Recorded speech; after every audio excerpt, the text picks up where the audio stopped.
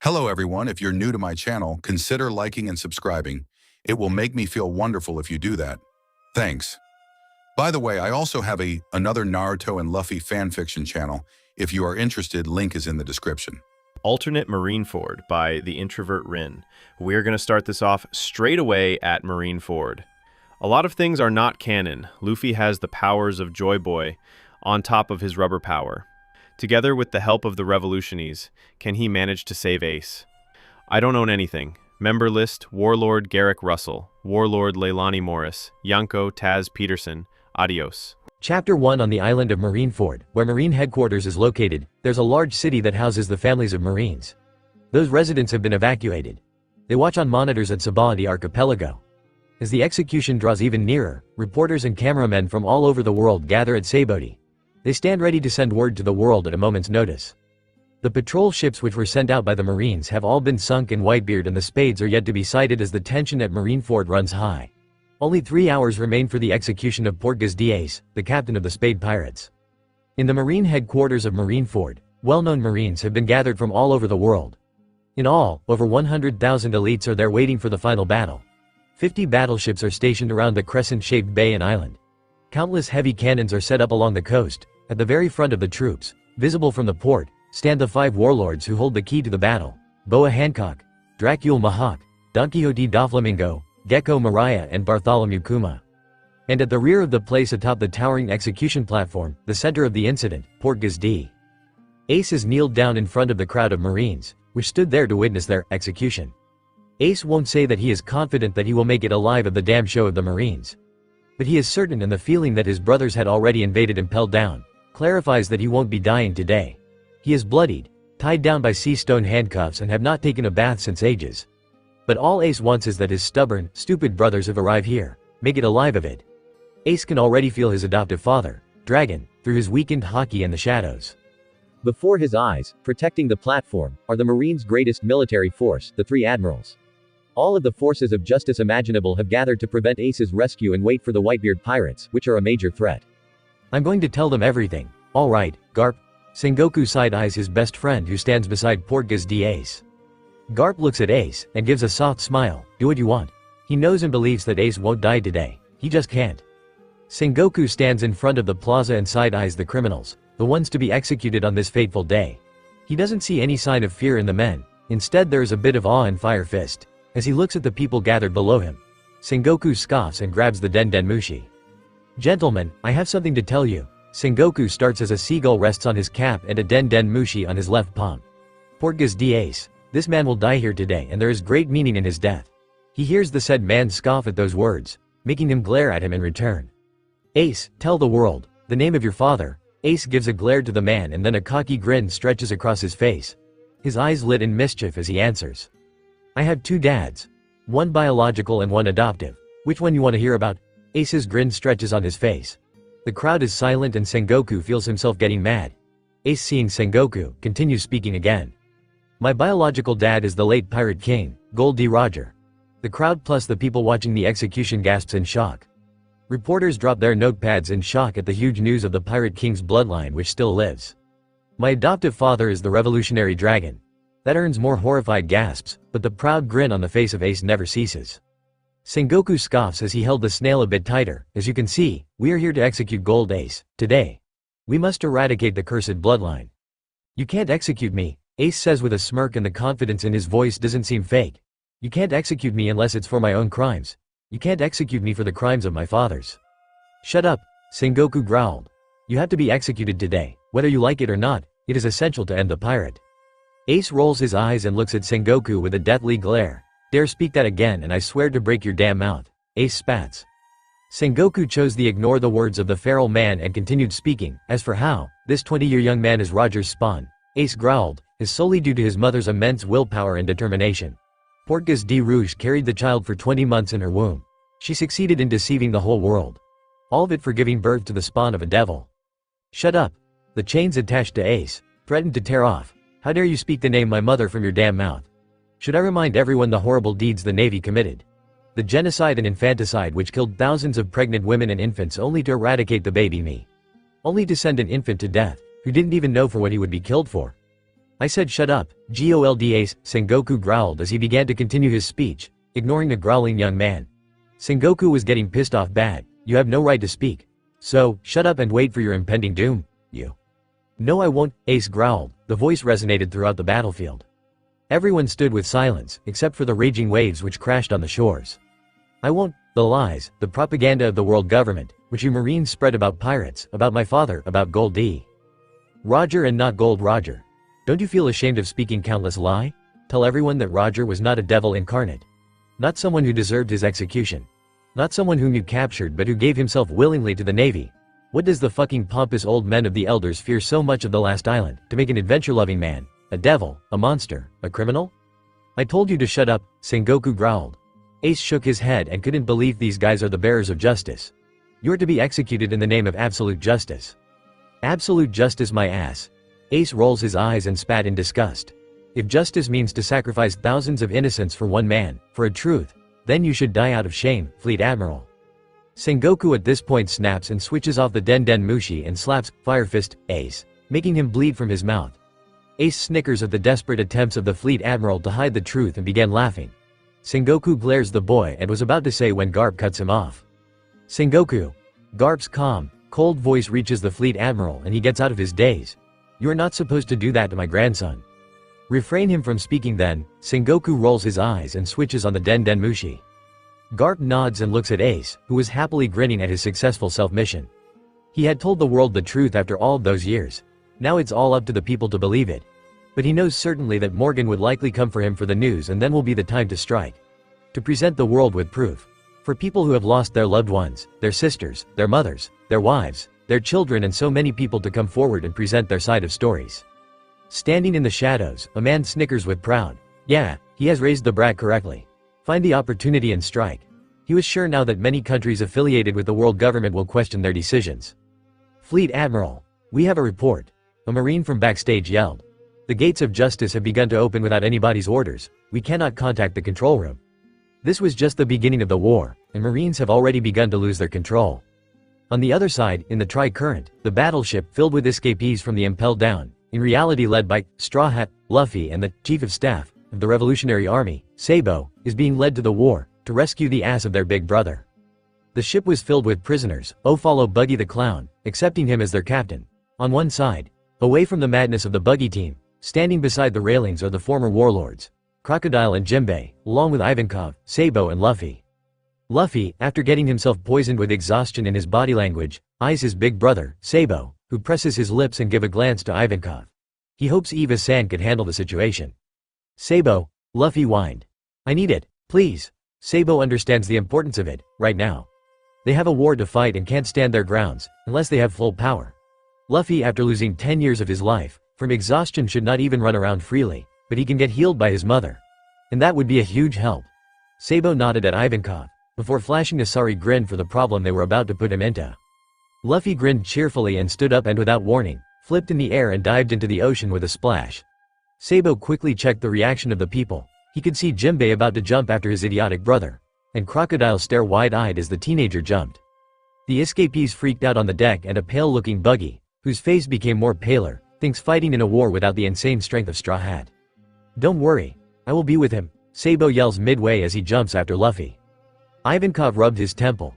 These brats will sure give others heart attack. Why did Straw Hat commit suicide? Buggy and Mr. 3 shrieked and the latter was near the railing looking down in the ocean, trying to find the energetic teen and his brother, who jumped off.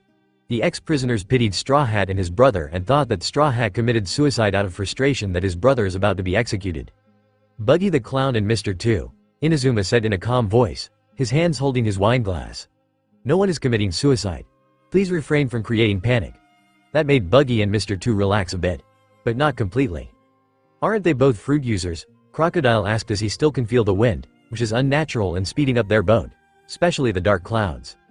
No, Sabo boy isn't, Ivankov said calmly and held onto Jimbei who was trying to sneak past him and dive after the boys. Jimbei, Ivankov grabs Jimbei not allowing him to follow the brothers in the ocean. He doesn't want them to see anything that might lead to future problems for his nephews. It's fine. Sabo boy is there with him. These are the calm belt waters. Jimbei felt a bit panicked. Jimbei had promised Ace to keep his younger brothers safe. What was he supposed to say if the brothers die here? At first when Ace had described his brothers and asked him to take care of them, but he had not heard him. Cuz he only protects and takes care of people who gains his respect. Even after all the crazy stories Ace had spun about his brothers, and told how reckless they were, at least the youngest one. He had taken all those with a grain of salt. Even when Thatch had told how true it was, he had not believed it. But now that he has seen things live, seen their determination to protect Ace and even ready to throw their lives in the war for their big brother, he felt them worthy of his respect. Ivankov stood at the railings with Inazuma and tried to block anyone who dared to jump in for rescuing the brothers. He was glad to know that people care about his nephews, but sorry, he can't let them dive in. Shouldn't they already all? Mr. 2 yelled in mid-sentence when 3 Sea Kings appeared behind Ivankov. The whole deck was screaming in fear, while some escapees who were brave enough pointed their weapons at the Sea Kings. Crocodile was ready to slit them open when Luffy and Sabo were flung on the deck with a large wave, which luckily didn't destroy the already battered ship. "Stop," Luffy yelled. "They are my friends. They will help us in getting to the war in time." That seemed to calm down many as they lowered their weapons. But some cowards still questioned, like Buggy. "How can you say they won't attack us?" Buggy shrieked in fear. He didn't want to die by being food for Sea Kings. Meanwhile, Inazuma had fetched some ropes and threw them to Sabo, who threw the ropes to the Sea Kings who held it and started pulling the boat faster. "Why will they?" Luffy pouted as he stood up. His bloodied and battered body was completely healed. "They always listen me." Luffy grinned ear to ear, and said it like it was a normal thing. "How can you do that?" Jinbei asked as he raised his eyebrow. As much as he knows, only one mermaid in the whole world can communicate and order Sea Kings. Not any humans. But something about the youngest brother of Ace-kun did seem odd. Why does he feel the urge to obey, to listen, to trust, to respect and to love him automatically as if he is the king of the seas? He can't understand, but after this incident, he is sure there is something big the brothers are hiding. Not that, it is his place to question. He vividly remembers talking with Ace-kun in the gloomy cell. Ace had laughed. "Luffy, the youngest monkey, is full of mystery and surprises. He is not someone you should mess with though." Jinbei felt himself laughing inwardly. Being a mystery and full of surprises is an understatement, Ace-kun. He saw Luffy tilt his head and about to reply when Sabo jumped in. "Jinbei-kun," Sabo said with a cheery smile, but he could sense the threat behind the smile. "We need to excuse ourselves due to our wet, damp clothes. Sabo is the wise one among us, always pulling out of situations which would lead us into trouble." Ace had fondly smiled. "Wait," Crocodile spoke this time. "I can neither see a drop of water on Straw Hat nor you." That earned huge gasps from everyone. Luffy was plainly laughing his shi, while Sabo was giving a restrained smile, which meant pain for anyone who dared to question further. Even if they would lose some powerhouses in the war, it would be okay, unless Luffy isn't busted. Before anyone could question further, Ivankov took a stand in front of the brothers. "But they do need fuel in their bodies and need to change their bloodied, dirty clothes, Croco boy." That helped the brothers from further questioning from the few escapees from impelled down. Though that didn't stop the whispering from them, who started questioning how the brothers didn't look exhausted but full of energy and had no wounds visible anymore. At Marineford, from the scaffold of the execution platform, a battalion of ships pop out in the ocean one by one. The huge fleet of pirate ships belonged to none other than Whitebeard pirates, but there's no sign of the captain of the fleet. The Mad Knight Doma, Thunderlord Magai, the Decalvan brothers, the Whirlpool Spider Squar and many more. They are all infamous captains from the New World, which arrived for only one mission: to rescue Thatch, their brother. There are 43 ships in total, but Whitebeard and his commanders are nowhere to be seen. The Marines scramble for order, waiting to open fire on the ships, but are halted due to the Whitebeard pirates, who must have a plan in their mind. The Marines are ordered to keep their eyes on the sea. That is when gurgling sound comes right in between of the crescent-shaped bay of the Marineford and 2 ships pops out. The ships are none other than the Moby and the Piece of Spadil. They are followed by other 3 ships, which point their cannons from each direction and makes a circle among them. Whitebeard along with his commanders stand at the deck, ready to take their brother and a son back home. The Spades led by Deuce are ready to take their captain back even. "Guararara, how many years have it been, Sengoku?" Whitebeard gave a feral grin. "My beloved sons better be unharmed." "You wait right there, Ace." Ace's eyes widened. The Whitebeard pirates have come to rescue him. He was very happy to see Deuce and the other Spades too. But soon the fear of losing his crew's life crossed him. He had never thought Whitebeard and the Spades would come to rescue him. He has always been a pain in ass for them. The least he thought was of his brothers, Sabo and Luffy, showing up. But he can already sense some revolutionaries hidden within the Marines and his dad in the shadows, waiting for the exact time to attack. Whitebeard takes a squat position and crosses his arms as he punches the air, sending shockwaves. The air cracks and sounds of explosion surrounds the battlefield and a huge waves comes in, destroying a battleship on its way and threatens to destroy the Marine headquarters. Old man. Guys, even after I ignored your warnings and ran out on my own. Ace bit his lips. Why couldn't you have just forgotten about me? It's my own fault I ended up like this. Ace shouted, his whole body trembling in shame. No, Whitebeard, his pops spoke. As I recall, it was I who told you to go after him, my son. You liar, Ace yelled. What the hell are you talking about? I ran out back then even though you told me to. I told him to go. Isn't that right, Marco? Whitebeard titled his head slightly and had a grin adorning his face. Indeed, I heard it with my own ears, Marco said with a bored tone, but Ace could clearly see the worry in his face. I think everyone in the whole wide ocean ought to know just what happens to any damned fool who lays a hand on a member of our crew. We won't leave a single one of those bastards who hurt you alive, Ace. It was Thatch who yelled. Ace felt tears gather in his eyes at the sight of the recovered, healthy brother. You just wait, we are coming to get you, Naruto shouted. The rumbling due to Whitebeard's power finally starts, leading to a massive tsunami, towering the whole fort of Marineford, and the war officially began. No matter who prevails, no matter who fails, the world would change. The huge tsunami wave which threatened to destroy the whole base, gets frozen by a Koji. The whole bay gets frozen to ice, leading the disability of the ships to be maneuvered at all. The navy starts firing, aiming to destroy the Mobi, the main leader of the other side of the war. The captains of their ships commands their men to go through the ice. The cannonballs, which were thrown at the ship, gets destroyed by the commanders one by one, rendering the Marines useless in their first attack. The vice admirals face the captains of the fleet. Meanwhile, the greatest swordsman in the world decides to start participating in the war to alleviate his boredom. He sends an air slash towards the Mobi, which gets blocked by the Diamond Jozu, the 3rd Division commander of the Whitebeard pirates. The admirals have already stepped in the battle, except for Akainu, who stands in front of the plaza, making plans in his own head. Kizaru shoots his light beams at Whitebeard, which is again dealt by Marco, the Phoenix, the 1st Division commander, who takes the attack head-on in his zone form. He starts fighting with Kizaru but is thrown in the air. Jozu tears a great chunk of ice and makes it pointed with his abilities and is about to attack when Akainu throws his giant magma fist, Great Eruption, to melt the ice, which evaporates in an instant. The magma rocks attacks one of the ship in the bay and destroys it too. The scene feels like the people are witnessing the end of the world. The pirates try to charge towards the plaza with all their might, only to be stopped by the Marines in their path. Meanwhile, a giant, the descendant of Kunihiki Ors, who is twice the size of any giant, smashes through Marine battleships' formations and destroys the cannons with his giant blade, rendering the Marines useless in long-range attacks. The giant unit of the Marines get on move and attack Little Ors Jr. They've brought along quite an ally. Sengoku spoke in a strained voice. If he lets Ace be rescued today, then he will never listen the end of it from the elders. Ors, you mustn't. At your size you'll just end up as a target, Ace shouted in desperation. He doesn't want anyone to die, but he knows it is inevitable. Why did they have to come? Why? And he could do nothing and is forced to stay down with the sea stone cuffs. Only if there was some food in his system, he could have easily broken out of the restraints. Only if he would have some energy to break free, he wouldn't have to be a dead weight. Ace, I'll be right there, Ors said happily as he destroyed another battleship with one punch and opened a path into the bay. The Marines fall back as they strengthen the defenses within the bay and try to not let the pirates inside. Ors didn't care if he would die in his tries to rescue Ace. So, he moves forward without hesitation. Whitebeard shouts for Ors to fall back but notices his stubborn wish and respects his decision. He orders his men to back up, attacks Ors with his Ursa's shock, making the giant collapse on his knees and his hat falls down, raising the sweet memories when he got the hat from Ace and how it protected him in sunny, rainy and snowy days. Ace doesn't understand why Uncle Kuma would attack Ors. Why? He doesn't understand. Even if he is attacking as a spy, why is he giving fatal wounds? Some of the questions are answered when he focuses his haki on Kuma and finds nothing like what he is like. He feels inhumane. Just what the fuck is happening? Just stop, you can't make it over here, Ace desperately yelled as his chains clanged all again. What have you done with Uncle Kuma? Ace growled at Sengoku, who raised an eye at Uncle and chose to ignore him and focus on the war instead.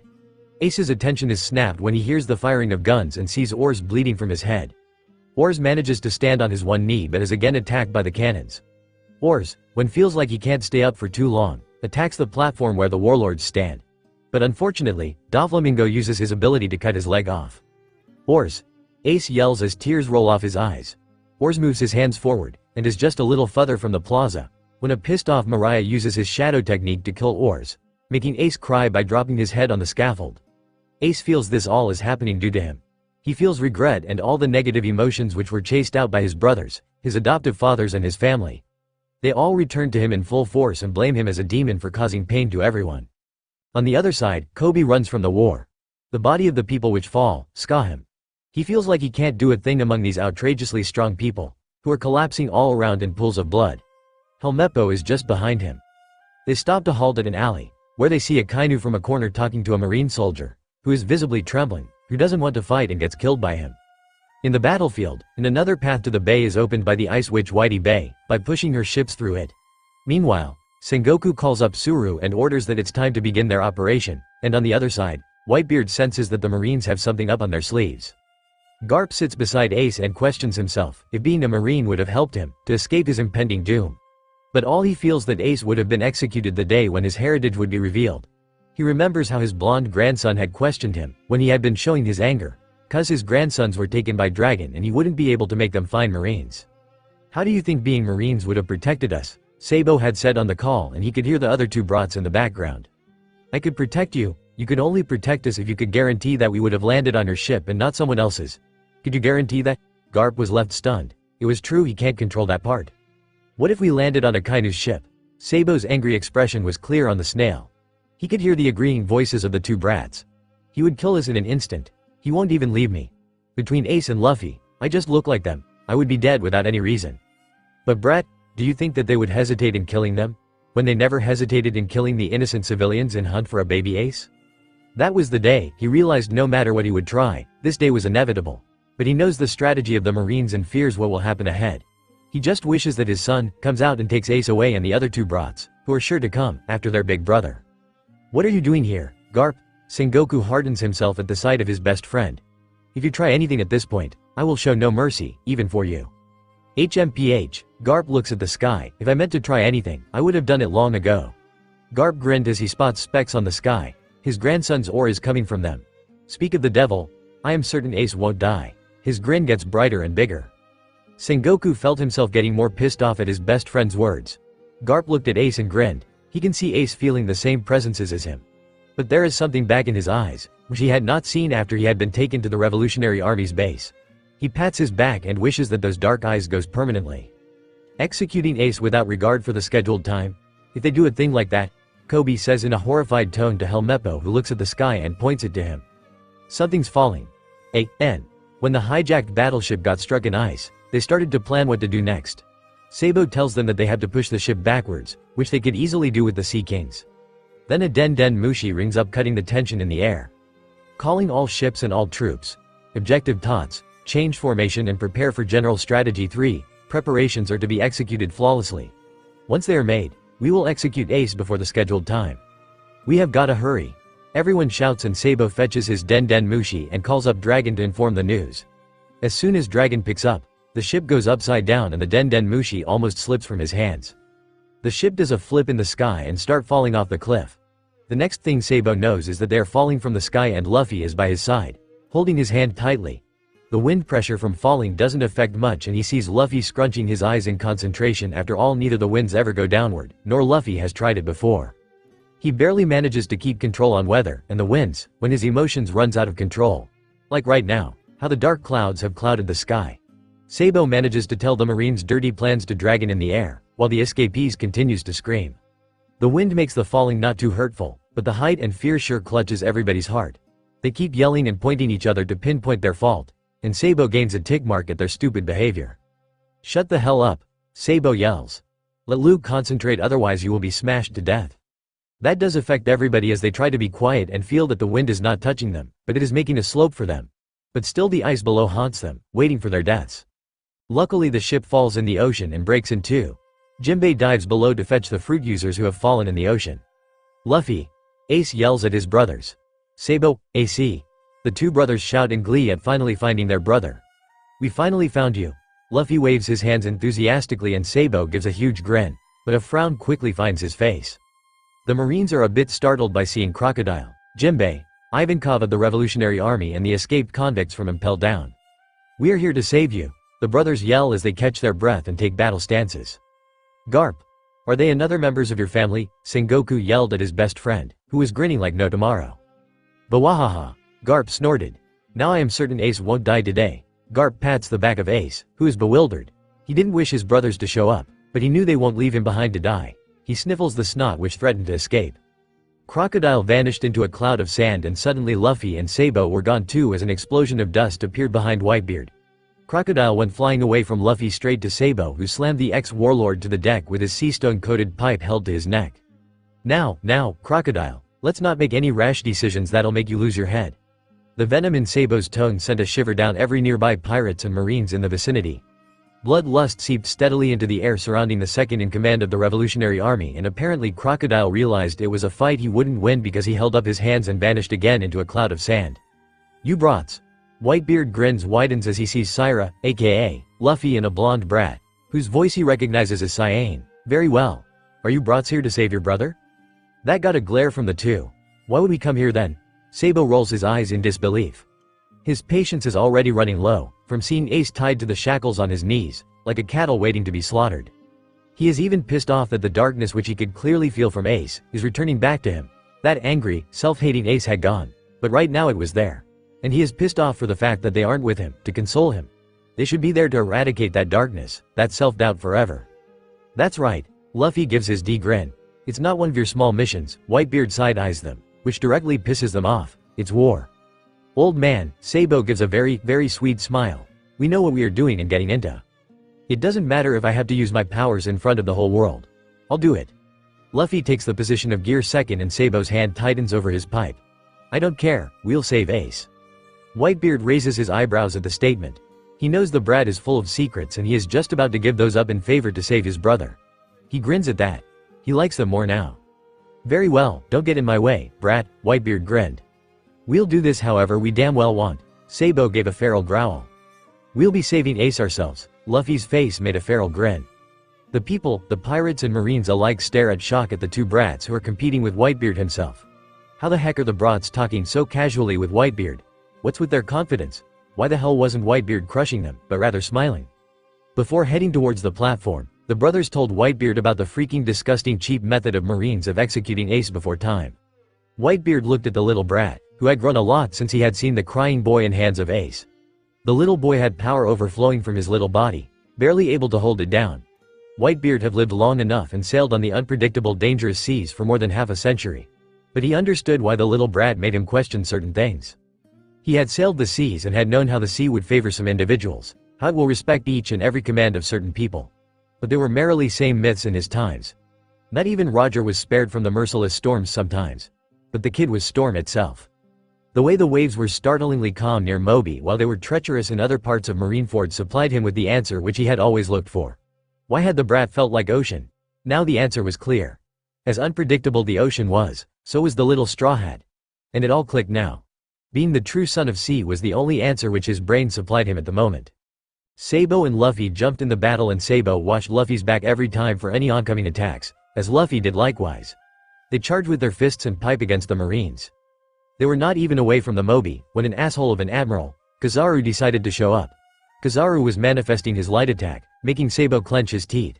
If they got hit by that, it would be a pain in the ass, but he won't let him. "If we don't capture you, the Tenryubito will never let us hear the end of it, you know, Straw Hat Luffy." Kizaru spoke in a bored voice as he kicked off a light beam. "As if I'll let you," Sabo scoffed and coated his pipe with hockey, ready to defend Luffy, who was just charging ahead, without the care of Kizaru present there. That was when he understood why, when Ivankov used his death wink to deviate the attack. But the next they know is Kuma appearing in front of them. That would have relaxed them a bit, only if he wouldn't have manifested the laser beam from his mouth. "Bear Awesome," Luffy grinned, "but they don't have much time. Kuma must be working still as a spy, so they need to get off there." Luckily, Ivankov again appeared to tackle Kuma and gave his rolling aesthetic. Sabo held Luffy's hand and ran forward. They can't waste any time. They need to pull Ace out of there. One by one, Marines appeared in their path, but this time it was Captain Hina, the Black Cage, who used her powers and was about to trap them. But Luffy used his second gear and Sabo used his speed to ignore the woman and ran ahead. Then a Vice Admiral, Sabo used his Dragon Claw attack to crush the skull of the poor man, who screamed, clutching his head, making him drop on the floor and not move. Oops, he overdid it. But that doesn't matter to him. Mariah got amazed by the strength of Luffy as well as the one beside him, Sabo. He makes zombies out of the dead Marines. Meanwhile on other side, Luffy gets cut by a sword, due to his recklessness, and Sabo curses the Marine. "Don't you dare hurt my brother," Sabo yelled and banged his pipe on the Marine's head, splitting his head into two. The Marines cowered in fear from Sabo due to his brutality. Sabo would never fight for himself. even if someone would threaten to kill him or spit on him. But if you'd touched one of his brothers with a bad motive, don't think you will stay alive to see another day. Luffy's arm starts to bleed, but he doesn't care and keep on punching the Marines here and there. His blood isn't golden here. The waves rage violently and thunder cackles in the battlefield and on the battleship, destroying many of them. A large wave towers above Marineford, which Admiral Kuzan hurries to freeze. Luffy shouts his war cry and kicks of another Marine, and Sabo swears that he will keep an extra eye on Luffy. The Marines, the Vice Admirals and Mariah's zombie army gangs up on the duo brother. Both of the brothers shed blood in the battle, due to some openings, but Sabo never leaves the ones who made Luffy bleed conscious. But neither could care less about their injuries, but with each drop of their blood, waves rages and at times tsunami summons itself, making Kuzan busy in tackling those. The clouds roars, the winds throws out some Marines which come too close for their liking, and lightning falls here and there, making Fleet Admiral grit his teeth in anger. This way we will lose the battle. What the heck, Garp? A pissed off Sengoku yells at the man, who is laughing at how things are going. How the hell the weather is going crazy. Stay back, Luffy, Sabo, Ace screamed, after seeing their bloody states. He would never forgive himself. They are getting hurt for him, and all the while he is sitting there, being useless. He couldn't let his brothers die for him. He wasn't worth the lives already lost, let alone his precious little brothers. They are his treasure. For all he'd never say it out loud, he had to make them leave. Luffy and Sabo heard what their big brother said, but kept on fighting their opponents, which seemed to be appearing incessantly. They needed to ditch them. They needed to reach their stupid idiot of a big brother, who is hurting himself, who needs a good hug. I shouldn't have to tell you this. You're a pirate just like me. We both sailed the ocean as our hearts guided us, Ace shouted specially to Luffy, who was recklessly beating the Marines and getting hurt non-stop.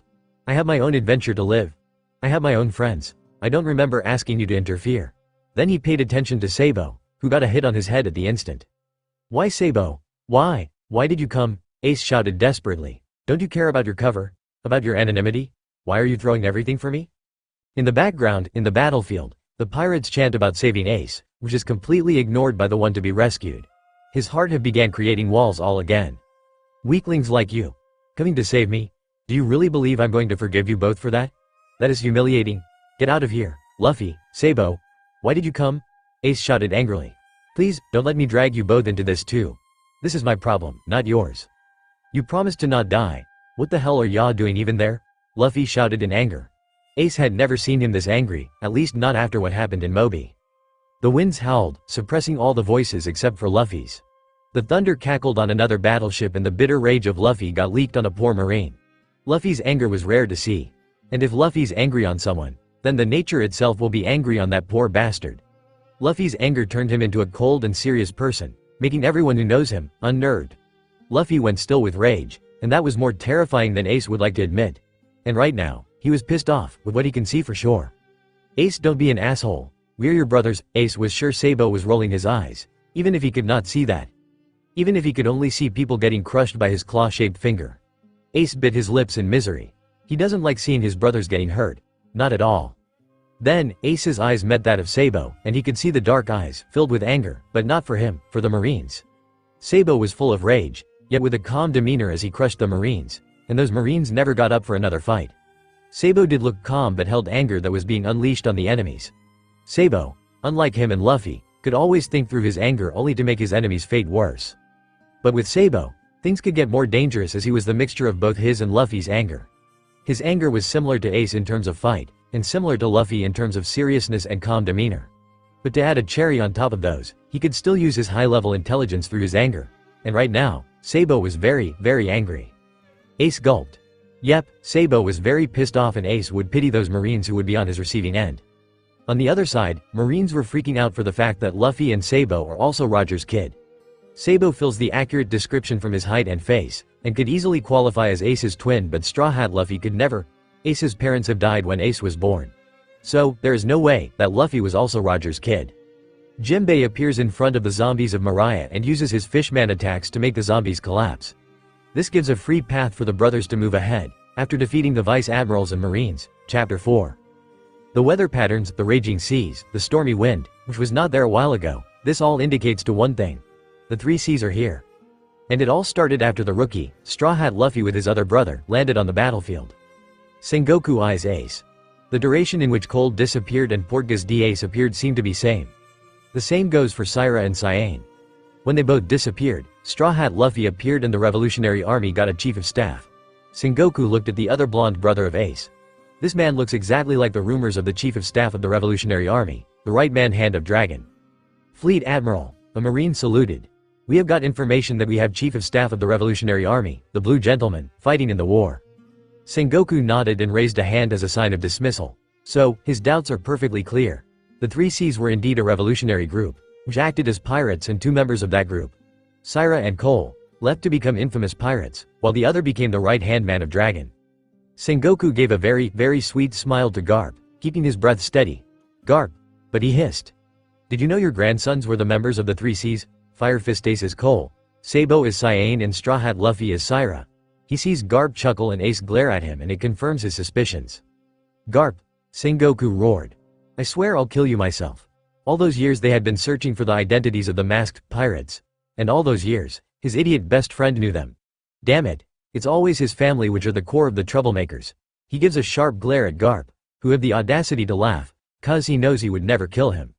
Sengoku holds the Den Den Mushi in his hands as he sees how pathetically the Marines are fighting and are freaked out. What do you think you are doing, allowing some brats to shift the flow of battle? Sengoku yelled in his pissed-off voice. Those men are another dangerous element. Not only were they raised together with Ace as their adoptive brother, Straw Hat Luffy is also the flesh and blood son of the Revolutionary Dragon. Sengoku could hear the gasps of the Marines and pirates alike. Not only that, Sabo is the chief of staff of the Revolutionary Army, the Bloody Gentleman. Moreover, the trio Monster Brothers were also the assumed pirate group, the Three Seas. Cole being Ace, Cyan being Sabo and Syra being Luffy. We need to eradicate these future threats. Sengoku could hear the growling coming from Ace, who looked ready to pounce on him any moment, if not for his chains. The Marines panicked at hearing those words. They can now understand the fate of the ones who were trying to harm the chief of staff of the Revolutionary Army's brother. The chief was whispered to be strong and ruthless, with no pity or empathy for his enemies. No one had known his name up until now. In the eyes of the world government, he was more mysterious than even Dragon. At least they had Dragon's name, but for the chief, they had nothing. Except for the fact that the dying people always told with their dying breaths about him wearing noble clothes and having blonde hair. Meanwhile, the news reporters in Sabaody freaked out and started calling here and there, announcing the freaking news. Luffy faced against a giant and uses Gear Third to make a giant fist. Sabo used his pipe and claws to crush the skulls of the Marines. They could care less of the information. Moreover, the Three Seas have disbanded the moment Ace had left. And for Sabo, whose status and face was revealed to the world, it didn't matter anymore. Sabo's love was always to live in shadows, to work and experience all the world's worst, which it had to offer. But Sabo didn't mind throwing it all away for his brothers, who are more precious than anything the world has to offer him. He stayed in the dark, keeping his existence like shadow to make sure that when he struck, he wouldn't be noticed. He is the assassin in the family, the only one who didn't appear in the light. But for his brothers, he would do anything. Even if it meant to participate in a war and throw away his identity for the Marines to see. He would do it. For he knew his brothers would do anything for him likewise. Luffy, Ace shouted, one last attempt to get his brothers out of this mess. Sabo, leave. Ace didn't like how things were going. Sorry, Sabo, it's 'cause of me. You were exposed. I'm so sorry. I'm so sorry, Lou. 'Cause of me, you are in risk of being discovered too. I don't care what you say, I'm going to save you even if it kills me. Luffy yells loudly and charges with his giant fist to the giant Marines and also gets a smack on his head from Sabo for talking about dying. Marco, Whitebeard grins. Don't let the boys die. Marco nods and a small smile graces on his lips. AC. Get yourself together, or Luffy will do something idiotic again. A pissed-off Sabo yelled to Ace, who stiffened up his lower lip to stop himself from crying. But wait, what does Sabo mean again? He will ask that later for sure. This is more of a reason to execute Ace. Sengoku speaks in the Den Den Mushi, but gets interrupted by the shouts of the brothers. Shut up! The duo brothers growl in anger. In the background, a deafening thunder cackles and clouds roar violently. Marines and pirates alike run around to save themselves from the lightning bolts falling from the sky. The war is turned upside down by the landing of two unpredictable forces, Straw Hat Luffy and Chief of Staff of the Revolutionary Army, Sabo. At this point, only a few battleships remain standing, with them being attacked by giant Sea Kings. The battleships were already in terrible shape, and now being surrounded by Sea Kings, who are tearing them off, doesn't help at all. Ace grits his teeth in anger on himself for his recklessness. He plops his head on the scaffold and sheds tears. I don't care what you say, I'm going to save you even if it kills me. AC. Get your shit together, or Luffy will do something idiotic again. You just wait, we are coming to get you. We won't leave a single one of those bastards who hurt you alive, Ace. Ace cries as the words keep on repeating in his head. What did he do to deserve such a family, such brothers? What now? Ace sees Garp grin at him, seeing his inner turmoil fade away. I'll not resist anymore, Ace said, his teeth biting his lips. I was a fool to let my inner monsters come out and control my mind. Not anymore. That's the least I can do. I owe everyone that much. Garp happily pats Ace's back, making Ace grin a bit. The cannons fired relentlessly, the battlefield fills with the noises of the explosions and the brothers get surrounded by Marines all again. On the other side, Whitebeard orders the captains of the fleets to divide themselves into two groups. One attacking from left and another from right. No battleship remains standing at the courtesy of the Lightnings and Sea Kings. Garp, Sengoku hissed carefully. Care tell me, how your grandsons are showering lightning blots on the warships. Sengoku looked at the sea stone handcuffs of Ace, making sure he is tied. And how are the waves raging when Cole is here? Wait, for another note, how the fuck can they control waves, winds and storms when one of them is tied to sea stone handcuffs? And another notable point, isn't Ace the user of Mara no Mi? I hope you guys remember how Sengoku self-assumed that Cole, Syra and Cyan have devil fruit powers which allows them to control waves, winds and storms. Garp chuckled. Who told that Ace or Sabo have such powers? Ace growled at Garp. Oops, I was not supposed to say that. Sengoku feels a fuse go off in his mind. That means Syra or Straw Hat Luffy can control winds, waves and storms, all the while being an user of a rubber fruit. That's the most confusing thing he has ever seen or heard of. Did he eat 2 devil fruits? Nope, that's impossible. How the hell does your grandson control those, man? Sengoku hissed. Shut up, Ace growled. It doesn't matter now. Luffy is strong, he can protect himself. Garp pats Ace, but is still wary of the slip-off which he did by mistake. Sengoku held the Den Mushi. Don't let Straw Hat Luffy live. He is the one who is changing the course of battle. I told you to shut up, Ace growled, making the battleground go quiet for a second, and on other side, Sabo's eyes widen as Marines, Vice Admirals, Captains everyone starts charging at Luffy. He connects the dots and understands that some of the secrets have been exposed to the Fleet Admiral. Capture Straw Hat Luffy at any costs, Sengoku growled. Shut up, Sabo and Ace growled, making several Marines collapse, which were surrounding them. Don't dare call Luffy's name with your foul mouth, Ace growled again.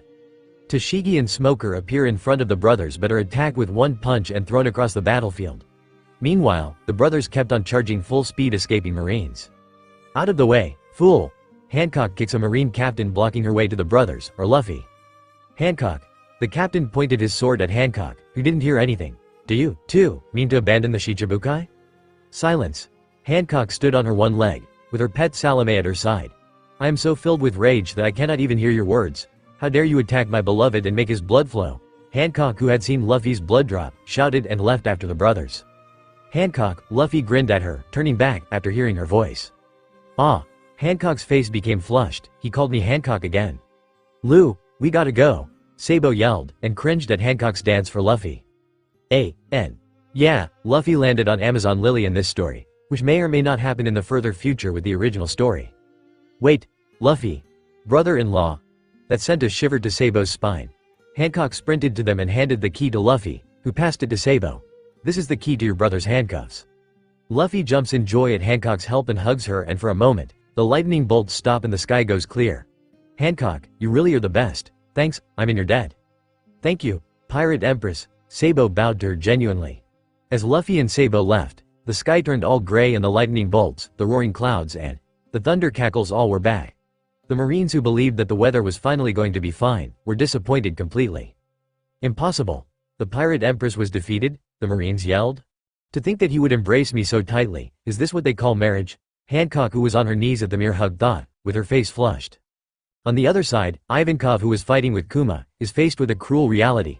Kuma, his best friend, is not Kuma at all by Doflamingo. He declares Kuma dead. But Ivankov doesn't want to believe a word of the pirate. Aunt Eva. Luffy cried, who heard Doflamingo speaking from a distance. That's not Kuma, or completely Kuma. What do you mean, Lou? Sabo asked. I can't feel any human emotions from him anymore. It's like he is a robot, not our bear Asen. That's impossible.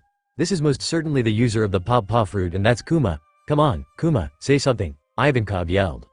The government scientist Dr. Vegapunk performed the final restructuring of his body. This man is the former Bartholomew Kuma, Doflamingo said with a sadistic grin. What? Sabo yelled.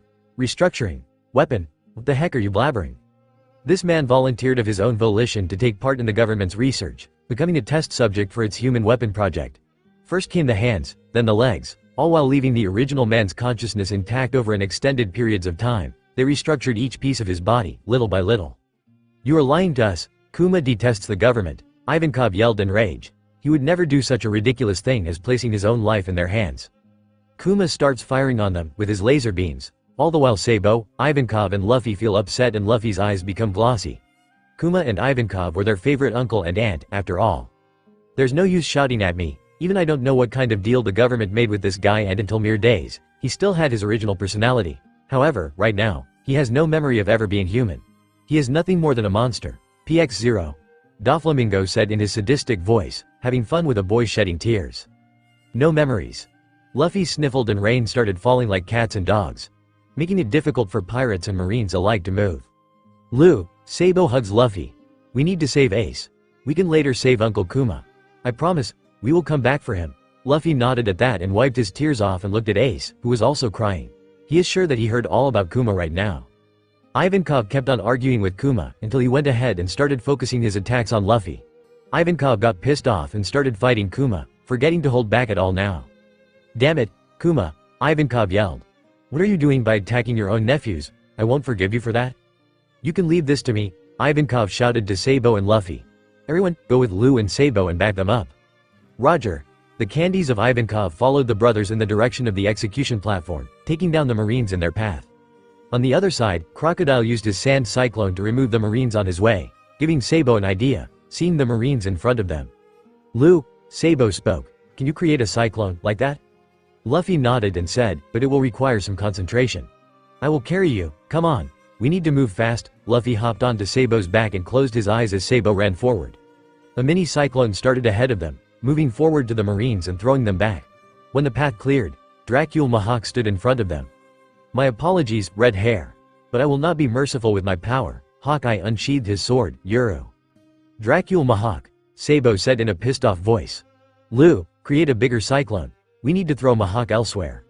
Luffy nodded at that and a bigger cyclone encompassed Mahawk, who easily cut through it and came out, but got hit by Sabo's pipe on his head. That amazed Mahawk. He didn't feel the boy coming towards him.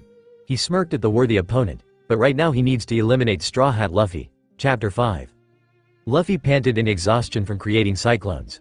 Sabo looked everywhere. This isn't the time they should fight and hope to win the strongest swordsman in the world, and moreover Luffy was getting exhausted from using his powers repeatedly. Even if he can attack and win from Mahawk, that doesn't mean he has enough time. "Now, Fate, let us see how you favor this shining star of the next generation. Will his life end here? Or will you save it from my black blade?" Mahawk said in a calm voice. "This is no time for us to be fighting you," Luffy yelled between his panting.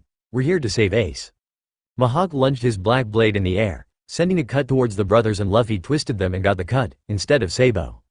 "What the heck, Sabo instantly picked up Luffy. "Stay quietly on my back." Sabo hastily checked Luffy's wounds, who whimpered once but was not giving up. Sabo looked at Mahawk with dark eyes. He had dared to hurt his baby brother. He can't let him go, at least not without giving him a serious concussion. Sabo nullified his presence and attacked Mahawk, who wasn't able to predict his movement. Sabo's pipe clanged with Mahawk's dark blade. Luffy got out from Sabo's back and coated his fists with armament and Conqueror's Haki. With a war cry, the brothers attacked Mahawk, making him step back and use his full power to face them. Taking the chance, Sabo's dragon claw hit Mahawk on his head, making him bleed. "We need to get out of here and reach Ace," Sabo yelled and charged forward with Luffy. He was satisfied with hurting Mahawk and acting like nothing happened. Taking their chance, they rushed forward. Luffy refusing to be carried anymore as the winds flew bloodily, cutting the marines on their way, and throwing them onto Mahawk, making him halt in his path, but not for a long time. "I see." Mahawk removed the blood stain from his forehead. "Straw Hat Luffy and Bloody Gentleman Sabo. You both never cease to surprise me." Mahawk's blade slashed the marines and wind on his way. He got out of the way of the lightning bolt easily and once again charged at the fleeing brothers. "Out of the way, boys. We'll stop him." The candies of Ivankov charged ahead, but got defeated soon enough. The brothers ducked another blade slash from Mahawk, which cut a huge ice wave. That was when Luffy found Buggy in the sand cyclone of Crocodile and threw him to Mahawk, who cut him down. "Gomu Gomu no substitute," Luffy yelled. If Sabo would have been anywhere, except this battlefield, he would be laughing his ass off. Buggy shouted in fury at Straw Hat for putting him in front of Mahawk. But Luffy didn't hear and threw him once again at Mahawk, and the brothers fled from the scene. Last hearing Buggy shouting at Hawkeye and then an explosion which Mihawk was supposed to get caught in, but Buggy got in. Thanks Buggy, we will never forgot you, Sabo and Luffy yelled as they kept on charging ahead. Mihawk gritted his teeth and was about to chase the brothers when Vista! Lend them a hand, Marco yelled, and Flower Sword, Vista's two swords clanged with Hawkeye. That is no skill or technique, but the simple ability to turn those around him into his allies. Mihawk thought as his clashed with Vista. I would call that the most dangerous ability in the entire ocean. As the execution draws closer, a number of shocking truths comes to light. A massive breakout of over 200 convicts from the impenetrable prison of Impelled Down and the notorious prisoners making their sudden appearance on the battlefield. The spectacle that unfolds hardly appears to be this world. A true ultimate battle said to change the course of history. The people of the world can only hold their breath and watch as the course of their future is decided in the Marineford. People in Shabadi watch and hear with fear, the cackling of the thunder, which dims the sounds of the explosion caused by the cannons and the clashing of the swords of the Marines and pirates. All over the monitor shows lightning bolts which keep on falling, and huge explosions which keep taking place. The outcome of the war would decide to which direction will the world move next. What will happen if the pirates succeed? What will happen if the Marines lose? What will become of the world? The scene on the monitor looks as if the world is about to end. On the other side, the five elders, watching the execution, grit their teeth at frustration, at their knowledge of the three C's present in the war and them being unmasked. A dark black figure takes its seat on the empty throne before the kneeling elders. What's your order, the Great Emu? A Marine runs to Sengoku and stands in attention position with his hands on his forehead giving a salute. Fleet Admiral, the preparations are complete. Including the operation on the bay shore? Sengoku asked, feeling a bit relief. Indeed everything. Sengoku couldn't explain how good he was feeling, after hearing it. They still have some tricks on their sleeves. Take that Whitebeard, Sengoku mentally teased the old man. The preparations for execution begins ahead of time. The people watching it all feel shocked at what they were hearing between the thundering of the clouds. Cut the Denden Mushi visuals. It would be troublesome to have the world lose faith in us. The tragedy that is about to occur would be too much for the citizens of the world to take in. There is no need for the rest of the world to learn of what is about to happen here. Sengoku yells at the Marines, who hurries to obey the orders. That's cheap, Sabo growls. They really are going to execute Ace early. Luffy gritted his teeth and forced his legs to move fast. Ace. In a few hours' time, when the world learns of the outcome, the single word, victory, will be more than enough, Sengoku said in a serious demeanor, which was quickly destroyed by Ace, who scoffed at his words.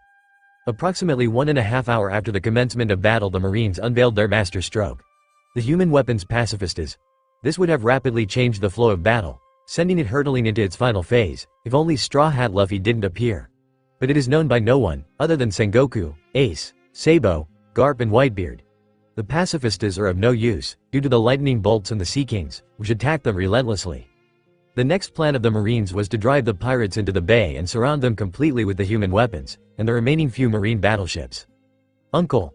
Sentomaru yelled in the Denden Mushi. How are we supposed to dodge these unnatural lightning bolts, which are crushing the pacifistas? Sentomaru killed another Sea King. The Sea Kings roared in pain and anger, making Luffy turn back, once, and see them being hunted. Fall back! Luffy yelled. I will handle it, you will be killed otherwise. The Sea Kings looked at each other and roared once more. Sorry, young king, we can't leave you in this mess. Luffy yelled with glossy eyes. Please, why don't you follow my request this once? The battlefield is again stunned at seeing Straw Hat Luffy seemingly conversing with the Sea Kings. Whitebeard grins with amusement and tries to connect what Roger had once told him.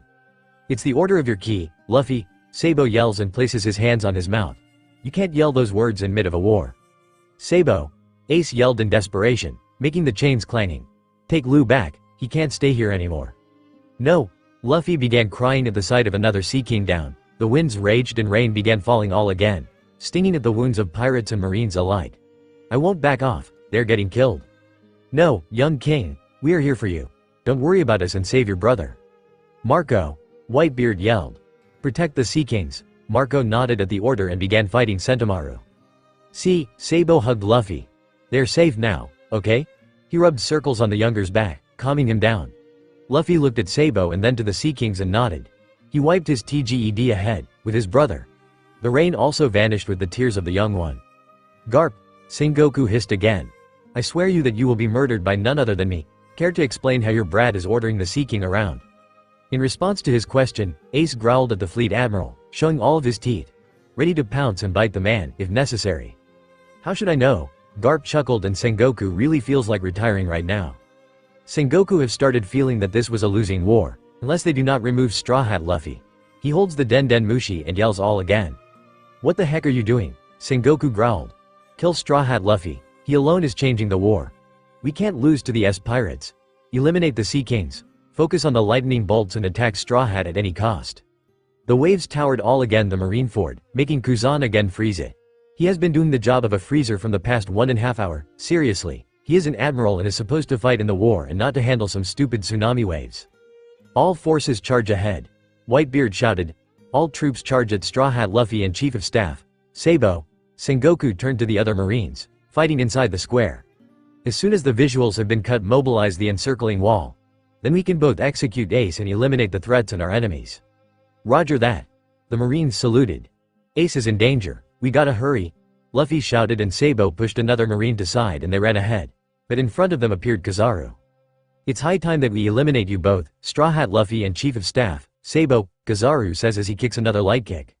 "Move it," the brothers yelled, as the charged with pipes and fists coated with armament hockey to Kizaru, throwing a good punch to him. Kizaru gets thrown back by a few feet but still he doesn't give up and summons another light beams, while Jinbei rushes to the brothers. Kizaru uses one of his strongest attacks, making them both dodge it. They know they are wasting time, but what were they supposed to do in such a situation? They needed to hurry to save Ace.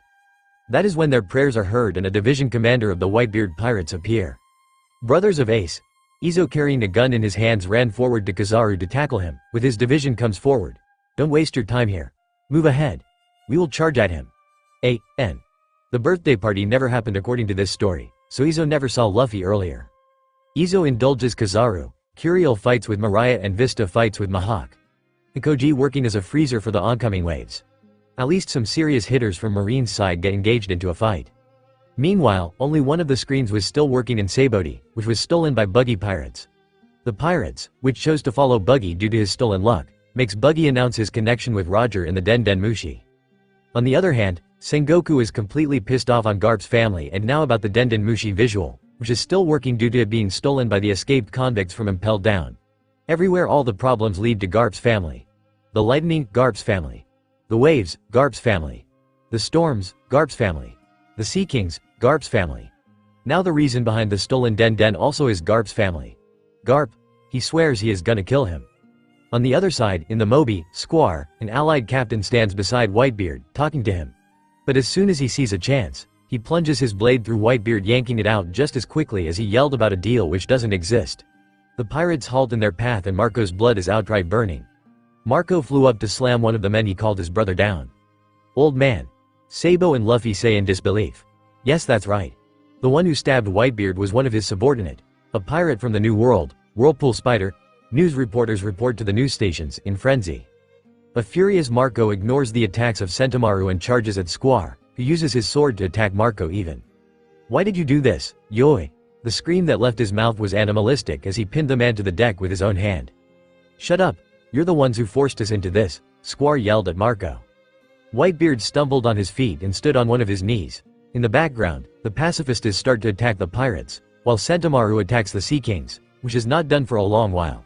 As Thatch and Haruta appear in front of the Axeman, 2 to 3 battleships are left in the bay and only a dozen pacifists stand their ground. "Stop this insanity, Whitebeard. You have already made a deal with the Marines, haven't you? They promised to let your Whitebeard pirates and Ace live, right?" Marco was about to punch Squar all again but he gets halted by Whitebeard. The allied pirates stop their fights and look at the commotion in disbelief. The explosions from the pacifists still filled the air in a haunting beat accompanied to the screams of their allies. They all cried out for Whitebeard, begging for Squirt's statements to be false even though the situation painted it to be true. "He led us into a trap. We didn't know anything about Ace being Goldie. Roger's son, when you picked me, I was alone. Do you know why? It was 'cause the friends I fought alongside for so long were obliterated by Roger. You should know the hate I have for Roger. Why didn't you say anything about how Ace was Roger's son and you planned on making him the next Pirate King? As soon as you did that, you have already betrayed us. You mocked me by having me be friendly with Ace. And when your darling Ace was captured, you sold out the 43 captains following you in exchange of Ace's life. The Whitebeard pirates and Ace would be spared." Squar kept on yelling without taking breath. He was so damn angry. "You have a deal with Sengoku, isn't that right? And he didn't suspect a thing. We came here to throw our lives away for Ace and Whitebeard and look at us." Squar pointed his sword at Whitebeard. "Right now, who are Marines targeting? It's us. Blocked by the frozen waves, we can't even escape. Luffy gritted his teeth and Sabo clenched his jaw and placed a hand on Luffy's shoulder. Don't do anything, Sabo said in a hushed tone. But I can unfreeze the waves, if they want that desperately, Luffy whispered back. Sabo shook his head. No, that's keeping one admiral busy, don't bother with that right now. Boss, is that true? The confused captains voiced their question. That's gotta be a lie. Look, the pacifistas are getting thrown out. We are winning the war. Why will he trade us? You idiot, you were fooled. Why didn't you trust the captain? Marco grabbed Squid's collar and jerked him harshly. Don't talk like that, Marco, Squar screamed back, jerking Marco's hands from his collars. Whitebeard placed a hand on his bleeding chest. It's true that Ace is Roger's son. They turned the man who would be most affected by that, so their plan was one step ahead of ours. The visuals got disconnected, but the world came to know a rough idea about the war plot of the Marines. How much low was the government ready to fall to eradicate some future threats and win a losing war? That was not something to be easily answered. As the screen went off, the people started blaming the weather conditions in the battlefield. Most scared of what was happening there. Some wanting to see the bloody war and some really concerned if the world was ending. What's happening to the world? Is that the end of the show? Eustace Captain Kidd frowned. Do you think the storm is responsible for the disruption? Some innocent civilians whispered to the other, making Scratchman Appo stop in his path. You guys are idiots, they're not showing it, cause there's something going on they don't want us to see. Not the world or us pirates. The civilians looked confused at each other. On the other corner in Sabaody, Drake left the place in disbelief. Whitebeard sold out his comrades. That's ridiculous. He's a living legend cause he doesn't do crap like that. Another monk pirate looked at the sky in Sabaody and gave a warm smile to his crew. Let's go. Another supernova from the worst generation, Basil Hawkins, spread his cards. The probability that the Whitebeard pirates survive. In another corner, another supernova from the worst generation cries. Her subordinates try to console her, but she shouts at them to shut up, leave me alone. And our last supernova present in Sabaody, the Surgeon of Death, Trafalgar Law, gives a creepy smile, with his sword resting on his shoulders. Set sail, Beppo. Crocodile grits his teeth. That bastard. You're pathetic, Whitebeard. I didn't lose to such a weak man, he yelled. That's right, even in this state, Pops should have been able to dodge it, no matter how off guard he was. Even from someone he thought of as an ally, he shouldn't have taken the attack. That's a problem. His condition is worsening. Marco thought. He eyed Whitebeard, his Pops, carefully, and can see the frown on his face. Squardo, you attacked your own father with your blade. You're unbelievably stupid, son. Whitebeard cried out as he pulled his misguided son to his chest in a tight hug. Squar looked up shocked even as Whitebeard continued speaking. But even so, I still love you. Don't screw with me. You threw our lives away, Squar choked out. You have a straightforward, loyal heart. Who is it that dragged it into darkness? Whitebeard demanded softly. One of the Marines, a member of a rebel faction. He said if I killed you, we should be spared, Squar said, without any hesitation. He needed answers. So Akainu said that. I know how much you hate Roger to the point that it hurts me. But Squardo, the son doesn't bear the sins of the father. What has Ace ever done to you? Be good to each other. Ace isn't the only special one. You're all my family. Whitebeard looked at the scaffold where Sengoku was standing. You haven't lost it, Sengoku. You have made a fine mess of things. Whitebeard punched the air and the cracks lead the frozen waves in cracking. If you are pirates, choose who to believe yourselves, Whitebeard bellowed and then looked at two scrawny brats ahead. If you fear the frozen waves, I guarantee they won't be a trouble, right? Luffy nodded. The ice wall is gone, and we can use our ships to escape anytime, the pirates cheered. So, they opened a path for the other pirates, Sengoku hissed. But why did Whitebeard look at Straw Hat and his brother? What does that mean? Frozen waves won't be any trouble? They would be a huge problem, unless someone can unfreeze them. Wait, does that mean? He couldn't understand the power the scrawny pirate wields. Bringing waves and unfreezing them. Controlling the winds, and creating cyclones. Calling the lightning and destroying the pacifistas. Ordering the Sea Kings and making them attack the pacifistas. And what was that? It's the order of your key. What does that mean? Key? Kid? No, then what? Why shall the sea, the winds, the Sea Kings listen to him? It feels as if he is their king. Sengoku's eyes widened at the realization. He is the king of the oceans. Sengoku looked with wide eyes at Garp, who abruptly stopped laughing and blinked at him. He's what? Garp blinked his eyes rapidly, in confusion. As much as Garp knows, Lu is Nika but not any king. Why shall the waves, the Sea Kings obey his orders? Unless he is not their king. He can't devour two devil fruits. What type of nonsense are you sprouting? Ace growled. Luffy is a normal human, not any king. Have you lost your mind, with how you are losing the war? Ace tried to desperately hide the truth. He knows his mother is the sea and the Sea Kings call him the young king. But no one should know that. For times like these, they had already planned what to answer. Then how shall you explain all of this commotion? Sengoku growled at Ace, who clenched his teeth, ignoring the harsh comment. He has the tendency to befriend everyone. Ace growled back. It isn't a surprise that Sea Kings are not exempted. How shall you explain the ice turning to water? When did it happen, Fleet Admiral? Ace gritted his teeth. We can't see, or are you getting blind? Ace hissed. Why shall Whitebeard look at him and say that the frozen ice is no problem? You should check your eyes. He was looking at me. If I get free, then I can use my fire powers to melt the ice, easily. Ace hissed out. Sengoku narrowed his eyes at that. He can't believe the words still. This power, this is extremely unnatural. How does Garp's family get even more irritating than it already is? Syra, no, Luffy he can talk to Sea Kings, and command them. But why? How? I heard about such power, from the Gorosei. But what is it? Connected to the sea of course. But what? I will definitely look into this after winning this battle. We will win, won't we? Garp doesn't have any other tricks up his sleeve, right? Sengoku rubbed his temples in irritation. If you want to fight with me, be prepared to give up your lives, Whitebeard yelled, grabbing the attention of Ace.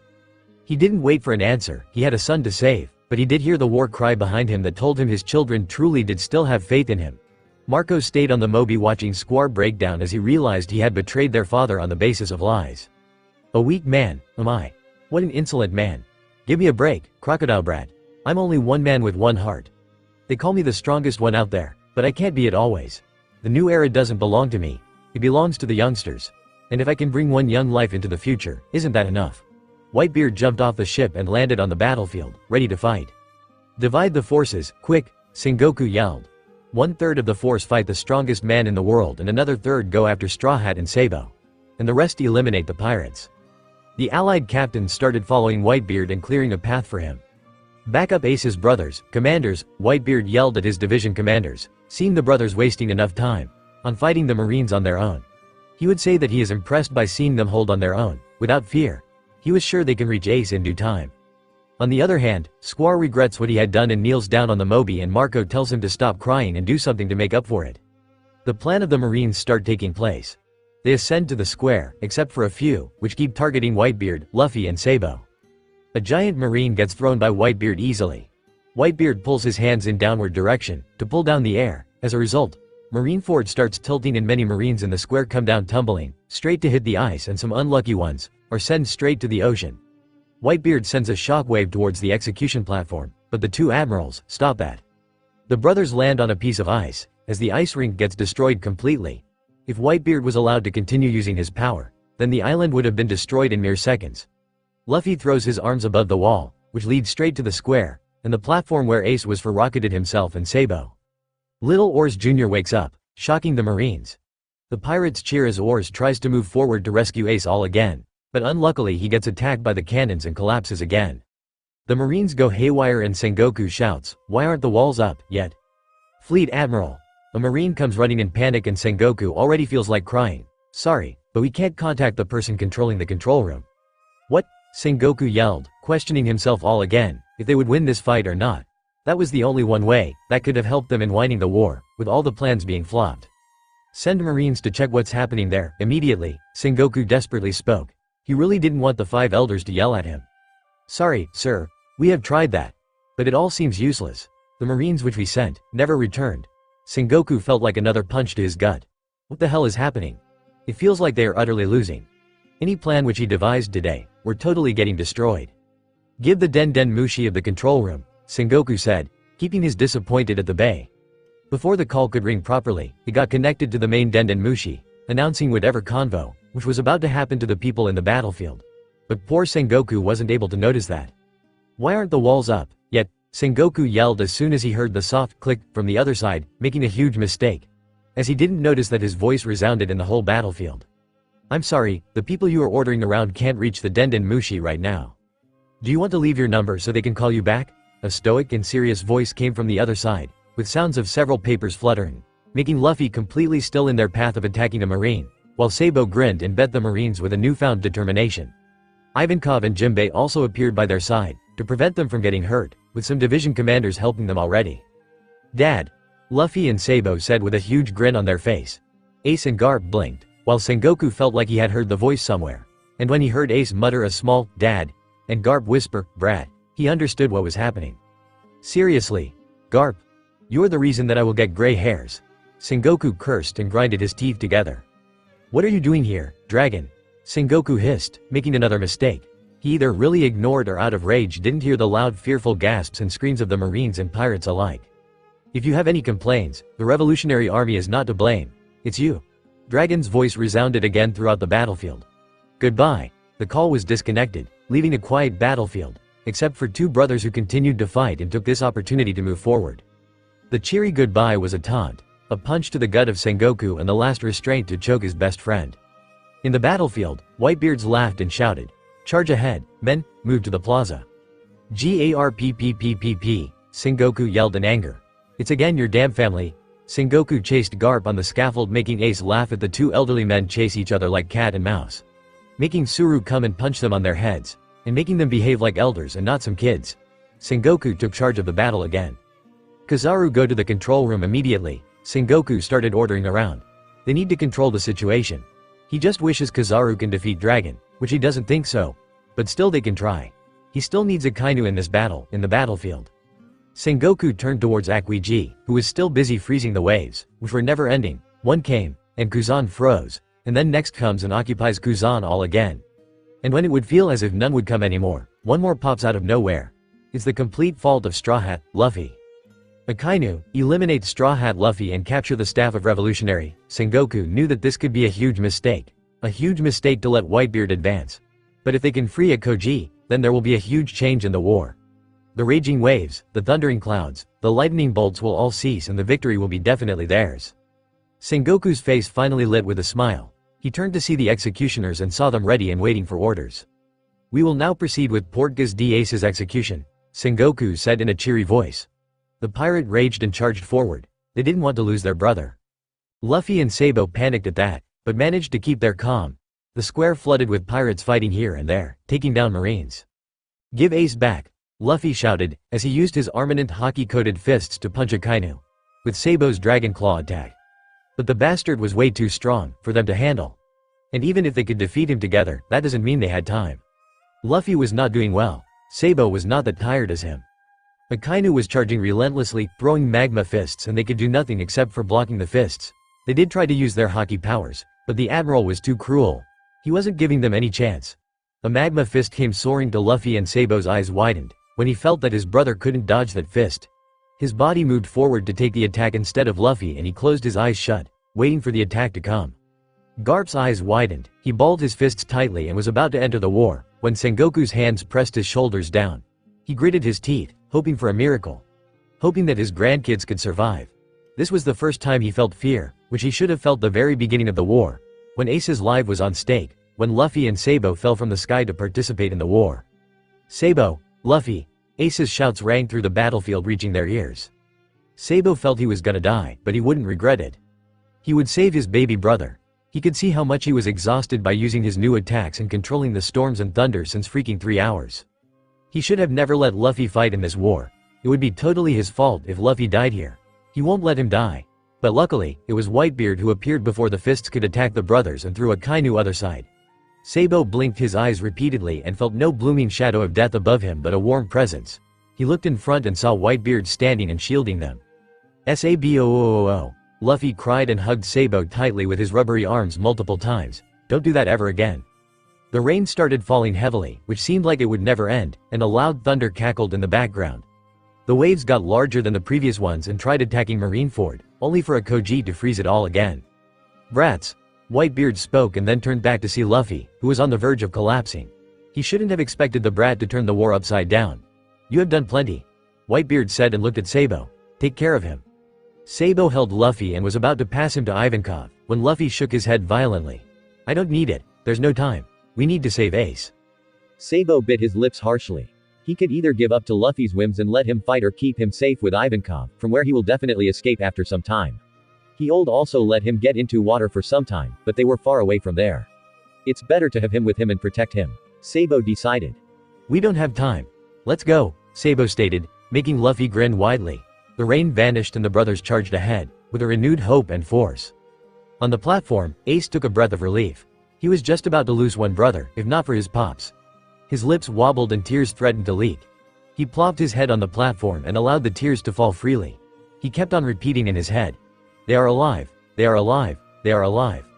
Whitebeard, Akainu gritted his teeth. "It looks like you're having a hard time," Akainu smirked, seeing his indirect work in form of the bleeding chest. Whitebeard punched the air in return, which collided with Akainu's magma fist. Whitebeard coughed out blood, holding his chest, and fell on one of his knees. The pirates surrounding him felt fear creep into them.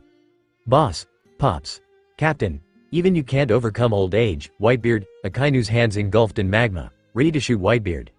Marco's eyes widened in fear and he flew over to Whitebeard, only to be fired by cannons, halting his path. But Marco wasn't going to give up. He flew faster and faster, until he was so damn close to Whitebeard, but it was late.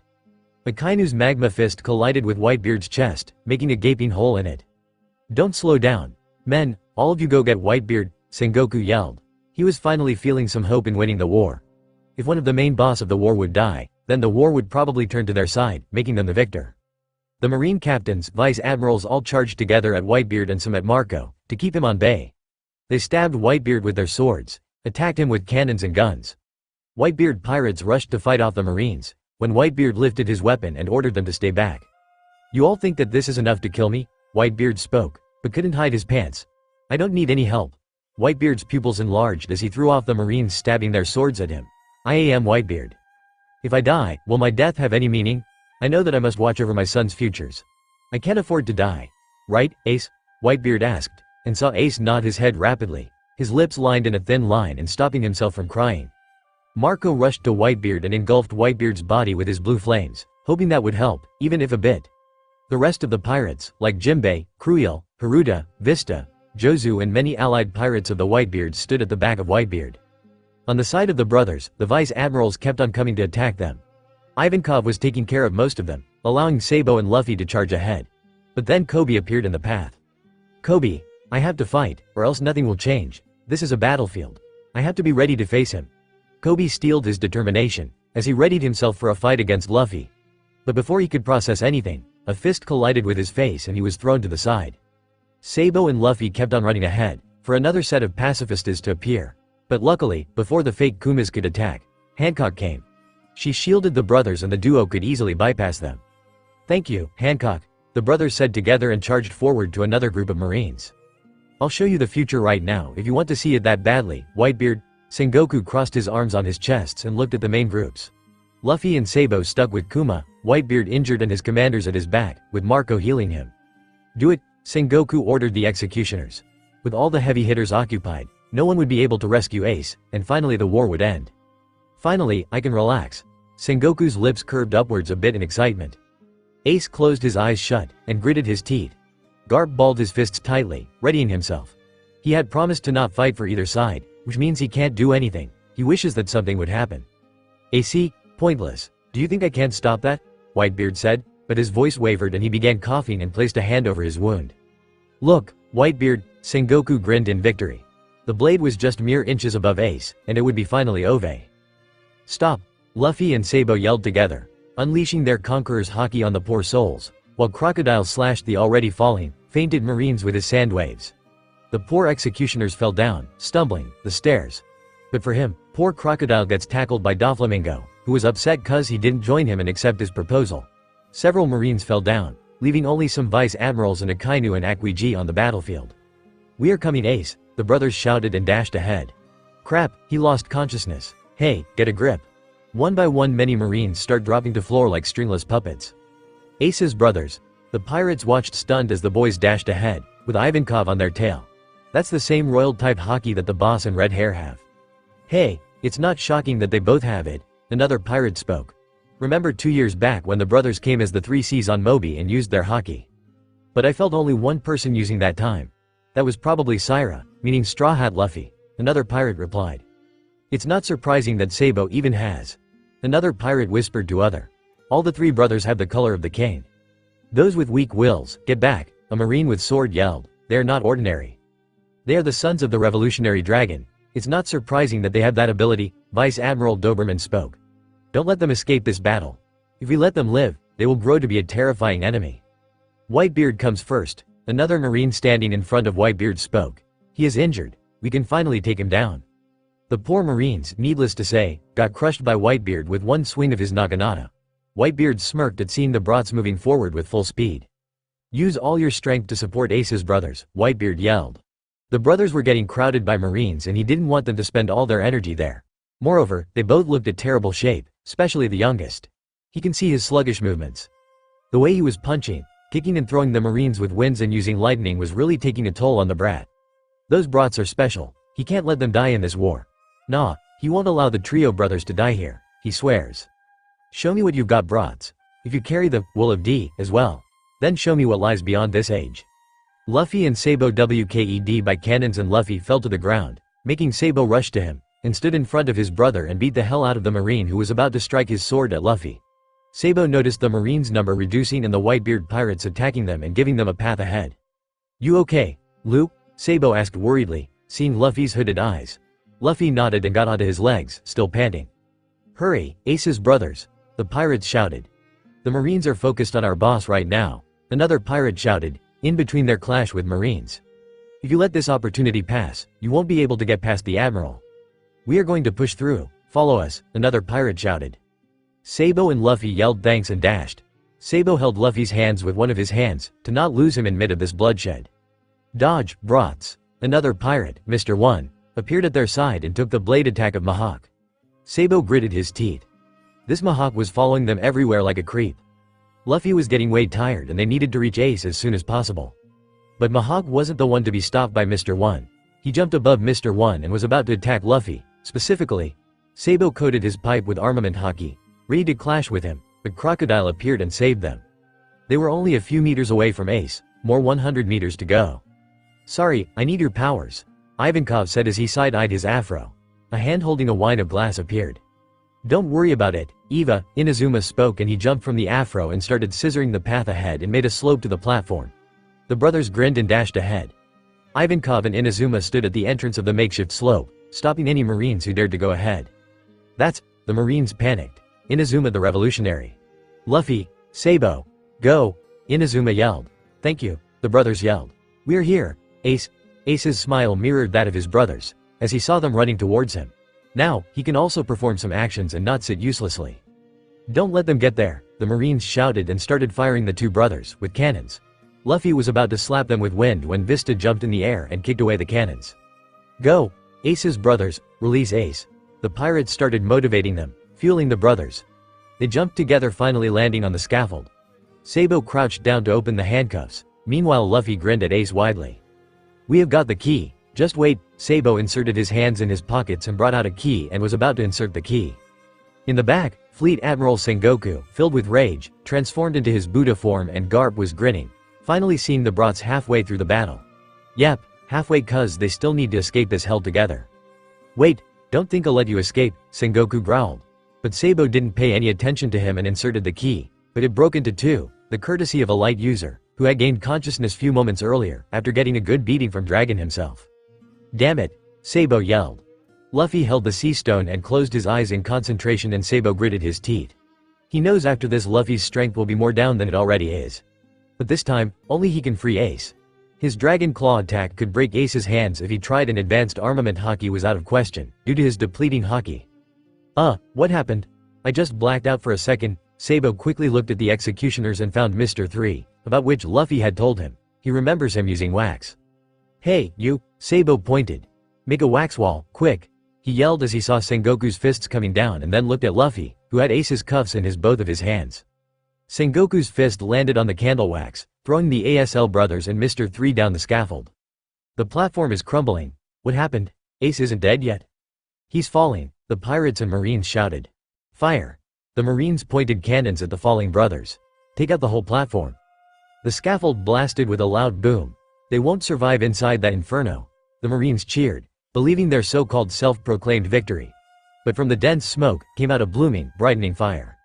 "You both have always been this way, Sabo, Luffy," Ace's voice rang through the silent battlefield, which was waiting for the result. "You both never listen to me and do the stupidest things."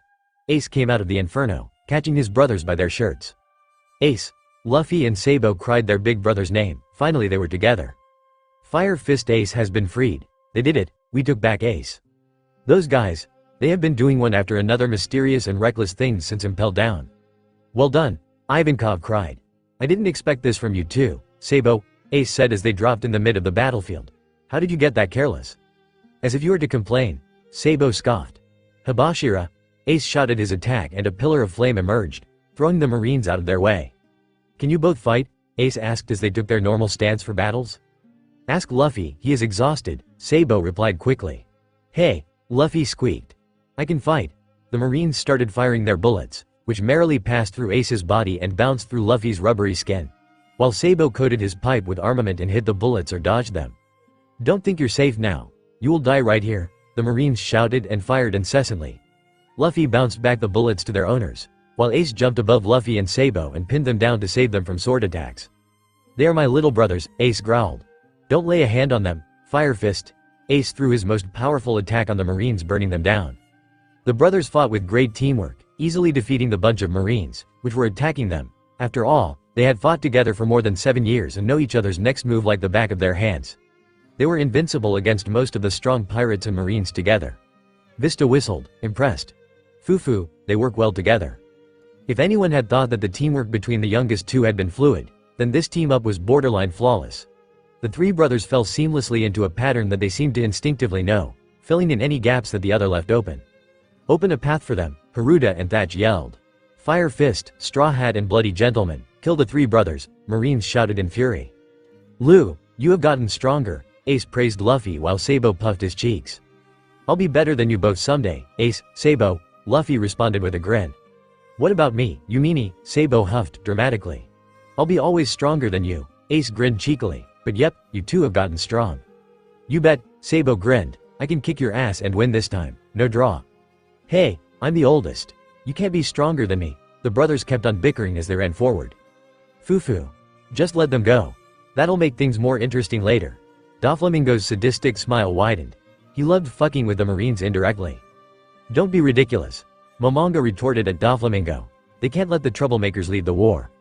Don't panic. They won't get any further, Akainu said with a smirk as he headed to the brothers. He can't let the spawns of devils be alive. The three brothers deserved nothing but death, which he would be personally giving them. The Marines near the crushed platform looked at the fake executioner, Mr. 3, who was on the ground. What unit is this traitor from? A Marine asked in disgust. If not for this guy, maybe the war could still be won. No, he's an escaped prisoner, another Marine shouted. On the other side of the battle, a paddle ship of the model of Moby headed forward to the battlefield, crushing many Marines in its path. The ship was headed to the Marineford by none other than Squar, the Whirlpool. He felt that fighting and giving his life in this war was the only to reprimand for what he has done to his pops. Boss, everyone, please escape, we'll take over the battle, Squar yelled from the ship. He was ready to die, if it meant that Ace and his pops and his brothers could escape from here. Do you want to die here? The pirates yelled at Squar in disbelief. Of course, after what I did to the boss. This isn't nearly half enough to atone for that. If I don't do this, then I'd never be able to live with myself. Take Ace and get out of here, Squar shouted. Squardo, it doesn't have to be this, Marco yelled in desperation. The thought of losing any brother hurts a lot. The next second, the ship got stopped with one hand of Whitebeard, shocking Squar. Why did the ship stop? Squar asked in confusion, and then when he looked down, he saw his boss, his captain, his pops, boss. Whitebeard panted. The pain of a parent burying his child. Don't you realize how hard that is, Squardo? Don't get so full of yourself. That one slash wasn't nearly enough to take my life, nobody lives forever. We've accomplished what we came here to do, Whitebeard yelled to his men. Boss. The pirates didn't like where Whitebeard, their pops, was going on. There's no reason for us to stay here, Whitebeard coughed but continued speaking. This is my final order. Listen well. Whitebeard pirates. Whitebeard was bleeding from nose and mouth. He knew this is where he will face his end. Death, he can't escape it. Wait, boss. You don't mean? The pirates yelled in disbelief. They had never even thought of a day when their pops would say this. They never thought that their pops would die. We don't want to hear that, the pirates said, with tears leaking from their eyes. We are going to the new world together, right? Thatch tried to say. He didn't want to think of a day where he won't be able to cook for his pops, where he won't be able to escape from his brother's wrath and hide behind pops. Boss, Ace yelled. He couldn't believe what he was hearing. You will all part with me here. You will all alive and safely return to the new world, Whitebeard shouted. Be boss? You plan on dying here? The times have passed me by, Whitebeard moved his hands back, ready to punch the air. There's no ship to take me to this new age, go men. No boss. The pirates began crying. It's the captain's order, we had to go, some sensible pirates said. Old man, Luffy said in a low voice. He liked him, and now his decision. He didn't like it at all, but he will respect it. Whitebeard, Sabo mumbled. He had never got the chance to thank him for taking care of his brother. Pops, Ace yelled, trying to get Whitebeard's attention. Don't look back, the times are changing, Whitebeard thought, throwing the marines surrounding him. Whitebeard, Sengoku gritted his teeth at the sight of the Marineford beginning to crack. It's been a long journey. Let's finish it, Marines, Whitebeard said with determination. He is not that weak. He will give the Marines hell before dying. UWAHHH, Marines cried. Marineford is in danger. Stop, Whitebeard. The walls of the towns in Marineford started crumbling into pieces. He's really trying to sink the entire island, another Marine yelled. Boss, Haruta yelled. We can't leave you behind, boss, let's go back together. Didn't you hear my order? Get going. You idiots, Whitebeard replied. His youngest sons were crying and he couldn't see that. That did hurt a lot. He wishes that they stayed together and that his death doesn't hurt much, they need to move forward. Take out Whitebeard. He's half dead already. The Marines attacked Whitebeard with bazookas, cannons and guns, to which Whitebeard pounded his naginata in the ground, sending a shock. Hurry, do what the boss says, the pirates ran crying. Ace, the two brothers yelled, as they saw Ace stopping in his tracks. Squad leader, Marco. Let's go, an allied captain of the Whitebeard pirates yelled, seeing Marco still. Boss. Marco bit his lips. He knew this day would come someday, but he still can't do it. He still can't afford to leave, but he has to. There's no reason to worry about Ace now. That man is seriously planning on sinking Marineford into the sea and take himself with it, Sengoku announced as a Marine came in to ask for orders. Right now, the biggest threat was Whitebeard, not Ace, not Luffy, not Sabo. Putting an end to the era sounds like a good time to me, Garp whispered sadly as he saw his old rival bleeding. Another buggy pirate came up with the Den Den Mushi, which started working. The people on Saboti got excited as the monitor started working. They wanted to know what was happening. What happened to Whitebeard? Were those pirates from Whitebeard betrayed, completely destroyed? But their hopes were crushed when Buggy appeared again. The Marines started firing as they got to the coast and fired on the pirates, taking down as many as possible.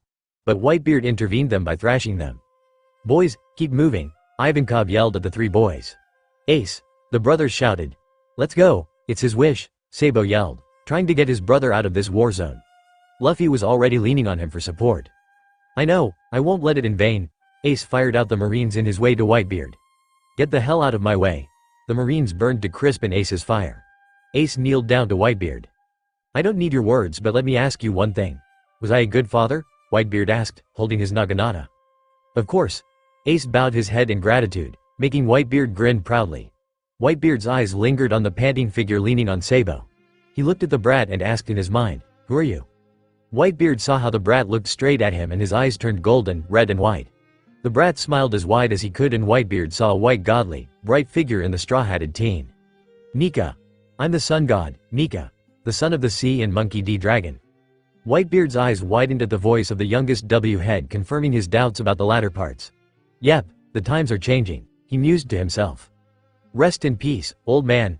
The youngest voice resounded in his head again as he saw the brat's eyes turn normal and look around in confusion. But his brothers took his hand and dashed away together towards a ship. Two more people joined them. One girl and another a fishman. So, he himself is not aware completely. Guararara, Whitebeard chuckled. What would happen when the world got its rightful god? Run. Get to the ship. Ivankov yelled. Ace, Luffy, Sabo. Get in the front. Jimbei joined them too, protecting the brothers with his own body. We stole a battleship, quick, get on, the pirates yelled. On the other side, the people in Saboti watch in amazement at the war going on. The execution platform is destroyed, the people yelled in shock. What happened to Ace? Show us Whitebeard. They wanted to know what was happening, but all they could see was smoke coming from the battleground. Do they really think they can escape? How adorable. Sakazuki smirked as he used his magma fist and killed the pirates in his path. His only goal was to eradicate the future threats. Ace, Sabo, and Luffy. They have no right to live, according to him.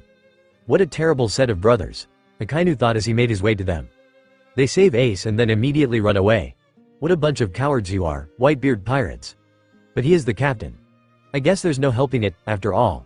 Whitebeard is a loser from a bygone age. Sakazuki mocked, making Ace halt in his path.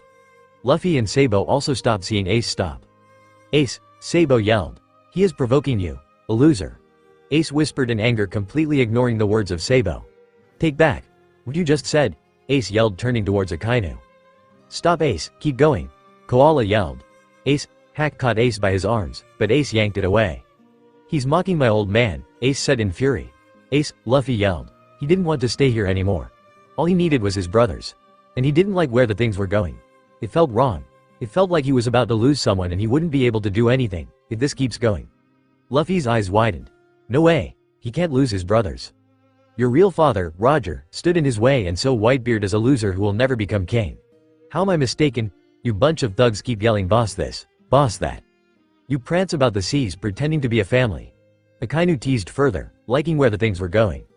Stop right there, Ace yelled, giving into his anger completely. For how many decades has he ruled the seas? Never becoming king and never accomplishing anything. In the end, he was stabbed by his idiot son who was fooled by some sweet talk. And he's going to die protecting that fool. He really did live an empty life, didn't he? Stop it, Ace roared. Don't listen to him, Ace, come on, Aizu begged. Knowing Ace's anger, something needs to be done soon. The old man gave us a place where we belonged. What do you know about his greatness? Ace yelled at Akainu. He didn't like how Akainu was insulting his pops. He wouldn't take insults which were directed to his family and friends. If people don't live the right way, there's no reason for them to live. Pirates like you don't deserve a place to belong, Akainu mocked in disgust. All the pirates need to be executed. Whitebeard will die as a loser. A fitting death for the admiral of a mountain of garbage, Akainu spoke again. Whitebeard is the pirate who created this era, Ace yelled. This era will be known by Whitebeard's name, Ace yelled as he threw a fire fist, only for his arms to burn by Akainu's magma. Ace, the brothers shouted. Ace, he was burned. The surrounding pirates' eyes widened at the sight of Ace holding his burnt arms. Do you get careless because you're a logia type as well? You're fire and I am magma. That consumes fire. My power completely outclasses yours, Akainu mocked. Luffy tried to get to Ace, only to fall mid-step, due to exhaustion, and Ace's Vivre card slipped from his hands and landed on the floor. Sabo looked at Luffy and saw Jinbei right behind him. He sighed in relief and then saw Ace and tried once more to get Ace leave the marine. Ace, we need to go, you dumbass, Sabo shouted. He didn't like how they were still in the battlefield. They need to go. The son of Pirate King, Gold Roger. The sons of Revolutionary Dragon. The chief of staff of the Revolutionary Amri. I'm amazed that their sons turned out to be brothers. Great sin already runs through your blood. No matter who escapes, I will never let you three brothers go.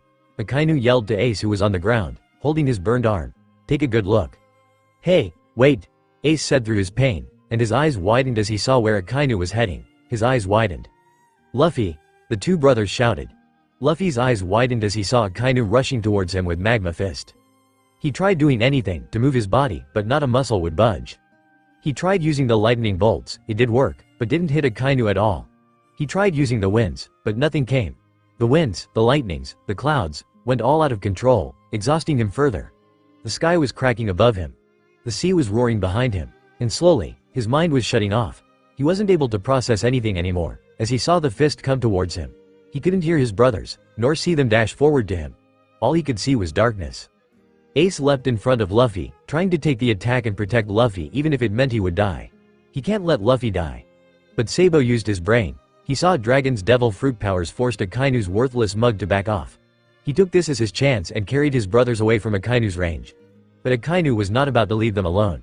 He raised his fists again to attack the brothers, when Jinbei, Hack and Koala backed them. Stop wasting my time, Jinbei, Akainu growled. He wasn't about to let the brothers slip past his hands. You're a former warlord. You should know my strength. Even if it costs me my body, I'll hold you back as long as I can, Jinbei yelled. I don't have time for you, Jinbei, Akainu yelled as he tried punching Jinbei, but was faced by Marco and Vista. On the other side, Garp growled in anger. This was the second time Akainu had tried to kill his grandsons. He won't let him live, but he was pinned down to the ground by Sengoku. What are you doing, Garp? Sengoku slammed Garp's head in the ground. Ha! Hold me back just like that, Sengoku, Garp yelled. Otherwise, I'm gonna kill that Sakazuki. Whitebeard was growling in rage. Akainu had tried to kill his sons. He would never let him live away with that. If it wouldn't be for that brat's dad, they would have been punched through and died in an instant. Even if the brat is a god, he is not that yet. He wouldn't be able to save himself unless he awakens his god self. Whitebeard pounded his fist on Akainu, pinning him to the ground, in sheer rage. The rage of trying to kill his sons, and about to kill Luffy, Ace and Sabo. Pops is mad. A pirate yelled. Everyone get away. But Akainu was not someone who would stay down. He used his magma to blow off Whitebeard's head, which resulted Whitebeard's ears and half of the mustache to burn off. But Whitebeard was not going to die from it. He punched a kainu in his stomach, cracking the air there itself. It made the mad dog bleed from his nose and mouth and Marineford to blast off with the bomb inside it. The fort crumbled into pieces and fire surrounded the remains. "It's coming down. The Marine HQ building is blasted off," the Marines shouted in frenzy. "Fire! Run!" Whitebeard again used his powers and separated the pirates and Marines. The Marines were forced to be on the side of the crumbling, blazing Marineford, while the pirates retreated safely, due to the massive gap between them now. Several Marines even fell down in the valley, which Whitebeard created. A few minutes before, it was literally like something out of a nightmare. Ace's brain had stopped working right there in the absolute chaos of an active war zone, but the clutch on his arms tightened, snapping him from his musings. "You dumbass," Sabo yelled at Ace, who was still processing what had happened. "How many times should I remind you to not let your anger control you in fights?" Ace snapped from his daze and understood his fault. He got off from Sabo's grip and started running beside his brothers. "Pass Lu to me. I'll carry him," Ace stated and took Luffy, whose eyes are heavy from tiredness. Luffy not squirming and protesting was a big sign that he is not okay. He had pushed himself too far today. His brothers have already done too much for Ace. Now, he can't let Sabo carry Luffy also. And this way he won't be able to fight anyone in his anger. He had literally lost both of his brothers in this battle, which only began due to his unjustifiable rage. Luffy's drumbeat of the heartbeat was weak and unsteady against his ears, but a proof that his brother is alive by his side and not dying. Even Luffy's breathing was coming heavy, which isn't good at all. But his brothers are by his side, and that's all Ace needs right now. "We will get you out of here, Lu. You just hang tight, okay? Uni-chans will bail you out of here, like we always do." Ace shared a knowing grin with Sabo and continued running ahead. The only confirmation that Luffy ever heard him was a hot puff of his breath against Ace's neck. In the background, a huge boom sound erupted, making the brothers once turn their head and see the marvelous sight of Marineford blown up. "Holy shit," Ace said in amazement. "That was so cool." Luffy let out a soft smile against Ace's neck in agreement. "Who did it?" Sabo thought. He liked it that the place which threatened to take away their brothers and his life was blown to pieces. "Who else can it be?" Koala said, flipping her hair dramatically. "It was me and Hack who set up the bombs on the orders of Dragon-san. But the bombs got set off due to Whitebeard." "That's awesome," Sabo and Ace said in unison with stars in their eyes. "Take that, Marines." The brothers were so busy running they didn't even notice what Whitebeard had done to Marineford. Ace was completely focused on taking Luffy out of this place and Sabo was focused on his brothers, to keep them on bay. At least Ace from his anger. All they wanted was to leave this cursed place. One more reason of Ace for not looking back at the war was, he couldn't see his pops dying. He knew that it was inevitable. So, all he did was run ahead, without looking back. On the other side of the battle, a giant head appeared from the blazing fort. "There's something next to the HQ, the Marines yelled. "Oops, they spotted me," the giant said in a mocking voice. The Marines were shocked, but that didn't stay for long. Many more figures appeared from the blazing hell, which Akoji was trying to freeze, cause the waves weren't raging anymore. He was really thankful for that. But right now, he was freezing the flaming tower. All he did in the war was to freeze waves, and now at the near end of the war, he is freezing the headquarters. The fleet admiral looked in shock at the level 6 prisoners, led by Blackbeard. "Zee-ha-ha-ha-ha-ha," Blackbeard laughed his disgusting laughter. "It's been too long. It's good to see you at death's door, old man." "Teach," a bleeding Whitebeard said in disgust. "There's no mistake.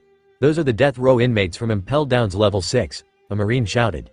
"Those level 6 pirates have committed crimes so heinous that their very existences were erased. They're the worst criminals." The Marines were shocked to see them. Especially the former warden of Impel Down, Shiryu of the Rain. The others were also notably notorious. The giant battleship San Juan Wolf, the evil king of Alo Pizarro, the drinker Vasco Shot, the crescent moon hunter Katarina Devon. "Shiryu, you," Sengoku shouted. "What happened to Magellan? What happened at Impel Down? How did you all get here?" "You can go figure it out later. Anyway, I'm sticking with these guys," Shiryu replied through his cigars. "If the government saw me as an enemy while I was a pirate, I wouldn't have been able to open the gates and infiltrate Impel Down. The only reason I sought the warlord title was for this. I don't need it anymore." Blackbeard, aka Marshal D. Teach, announced his plan for Whitebeard and the Marines to listen. "You were planning on freeing them all along?" Sengoku asked with anger. "Zee-ha-ha-ha, yes. Everything was about this from the start, now you understand." Sengoku gritted his teeth in annoyance. But who was he kidding? The pirates or warlords are all same. "Teach," Whitebeard growled as he punched the air in anger. The place where the Blackbeard pirates were standing collapsed completely. "You're not holding back?" "I guess not," Blackbeard answered his own question. "I won't call you my son anymore. Teach, Whitebeard spoke. You tried to kill one of your comrades, breaking the only ironclad rule on my ship. Marco was about to jump into to help Pops, when Whitebeard yelled, don't interfere. Marco, Whitebeard looked at Teach with disgust. By killing this idiot, I will settle the score. Zee-ha-ha-ha-ha, Blackbeard laughed. That's just what I want. Blackbeard punched the ground and shouted, black hole. The black stuff surrounded Whitebeard and all the Marines nearby. I truly respected you, admired you, but you grew old, Blackbeard said, making the pirates angry. Whitebeard readied to punch the air once again, when Blackbeard opened his cursed mouth again. Oh ho ho, there's no use. All the powers are useless against me. Blackbeard's hands started glowing black and a black whirlpool appeared. Zee-ha-ha-ha, how's that? You can't make any more earthquakes. But he didn't take a look at the naginata and lost to his recklessness. Whitebeard pounded his naginata at Teach, making his shoulders bleed. Blackbeard rolled on the ground in pain. Your weakness is that you overestimate yourself and get careless, Whitebeard gripped Teach's neck. Hey, stop. Teach tried to speak and his eyes widened as he saw Whitebeard using his powers. If he did use it, his neck will be crushed to dust. Stop, old man, I'm your son. You can't kill, but he was pounded to the ground, which cracked underneath him. Whitebeard stood tall, he could feel him drifting off, but he can't. He has revenge to take. You're a monster. You're halfway dead already. Just shut up and die, Teach yelled. Get him. The Blackbeard pirates fired Whitebeard with their guns, making the pirates cry. He stopped with Sabo. He turned back and looked at the scene which would be forever be engraved his mind. Whitebeard, his Pops, was attacked by none other than Teach, that bastard, but he couldn't do anything. He wants to go, save his Pops, but the distance between them was too vast and even if he could supposedly jump the other side, he would be disrespecting his Pop's order. Tears followed incessantly from his eyes and he felt Sabo place his hand on his shoulder supporting him. Whitebeard remembered the conversation of Roger. The will of D the last time when he met Roger. It's not you, he said looking at Blackbeard. You're still alive, Teach said in disbelief. The man Roger is waiting for is definitely not you, Teach. Whitebeard said and in his mind the white figure of Monkey D. Luffy appeared. The boy who was unconscious and was in Ace's arms. In future, someday a man will appear bearing the weight of centuries of history on his shoulders, to challenge the world. Whitebeard turned to Sengoku the next. Sengoku, your world government is afraid of the coming war that will engulf the world. I wasn't interested. But when someone finds that treasure the world will be shaken to its core. That certain man has been born and he will find it and certainly that day will come. Whitebeard hit the ground with his naginata for the last time, standing proudly. The One Piece is real.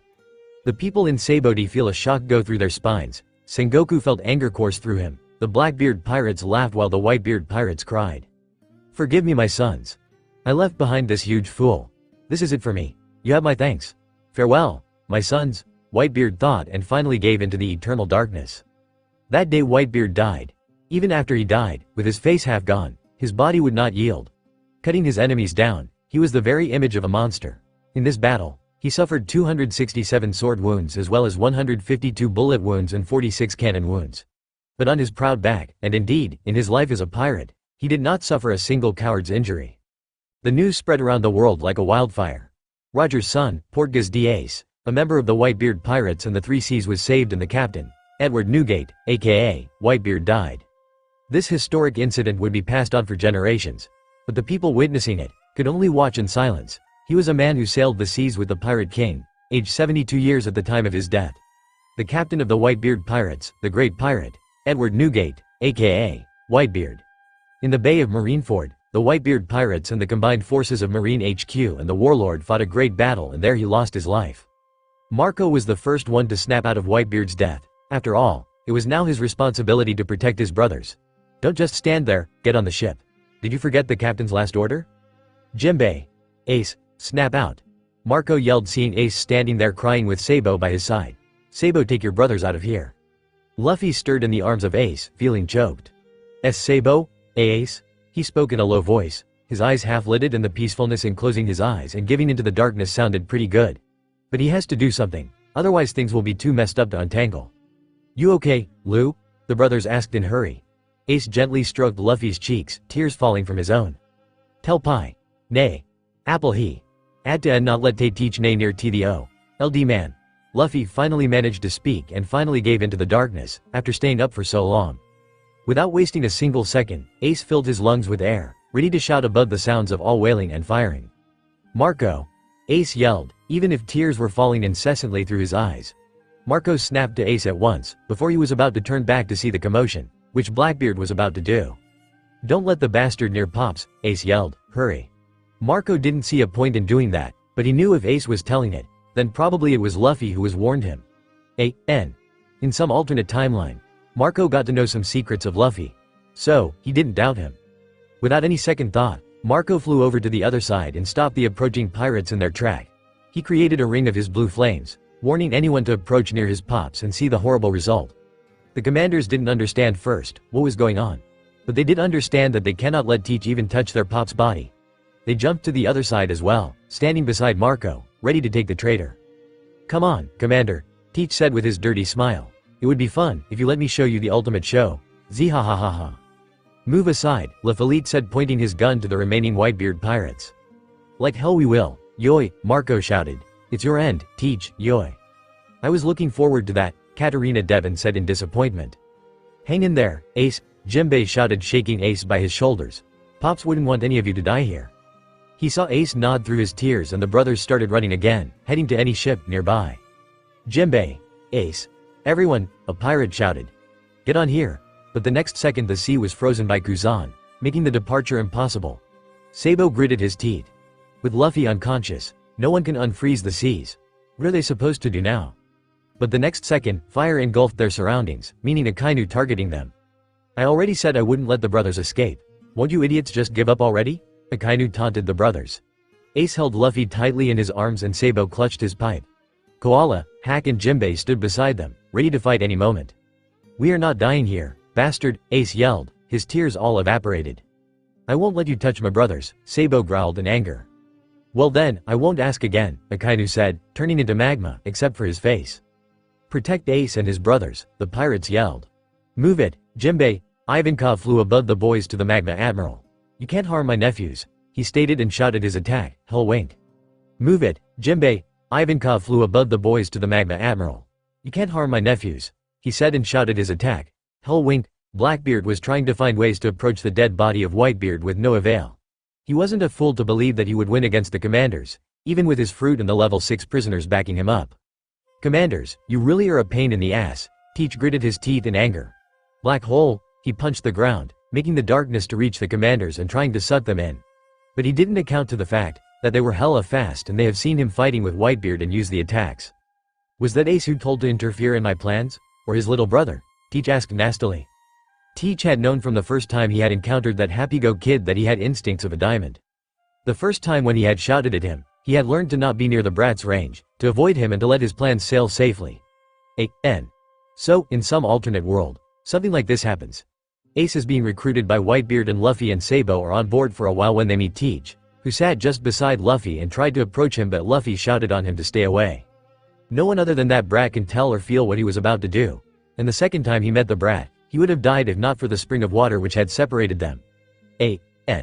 Talking about the starting of Skypia arc or ending of Jaya Island. "It doesn't matter.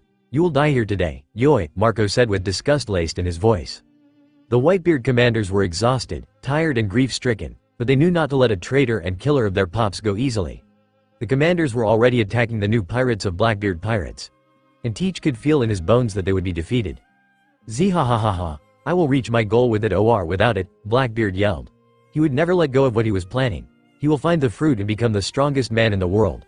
He will hunt down the brat for destroying his plan. He would never forgive him. The pirates gritted their teeth in anger. And all Ace wanted to do was pound Blackbeard to the ground, but he had brothers to protect. One unconscious. He couldn't afford to do anything reckless right now, especially not while the Red Dog was chasing them. On other side, Ivankov fell down with Inazuma in tow. Ace and Sabo gritted their teeth in anger and wanted to fight. They wanted to kill that bastard, but it was not the right time. They needed to leave. The pirates shot bullets at Akainu, but with no result. The winds were raging between the brothers and Akainu. Sabo and Ace felt safe in the familiar arms of the winds, which they had grown to. Their dad was here and now they can leave the battlefield finally and get Luffy to rest. Akainu's magma fist for the brothers got deflected with ease due to a giant gust of wind to another side of the Marineford containing Marines. A figure in cloak stood backing the trio brothers facing towards Akainu. "Get out of the way," Dragon said in a pissed-off voice to Akainu, and with a punch threw Akainu on his butt. "I have a lesson to teach you, bastard." "If we reach the sea, I'll have advantage," Jimbei yelled, taking in the opportunity. "We can escape." They jumped from the square finally, but it was all ice below, no sea.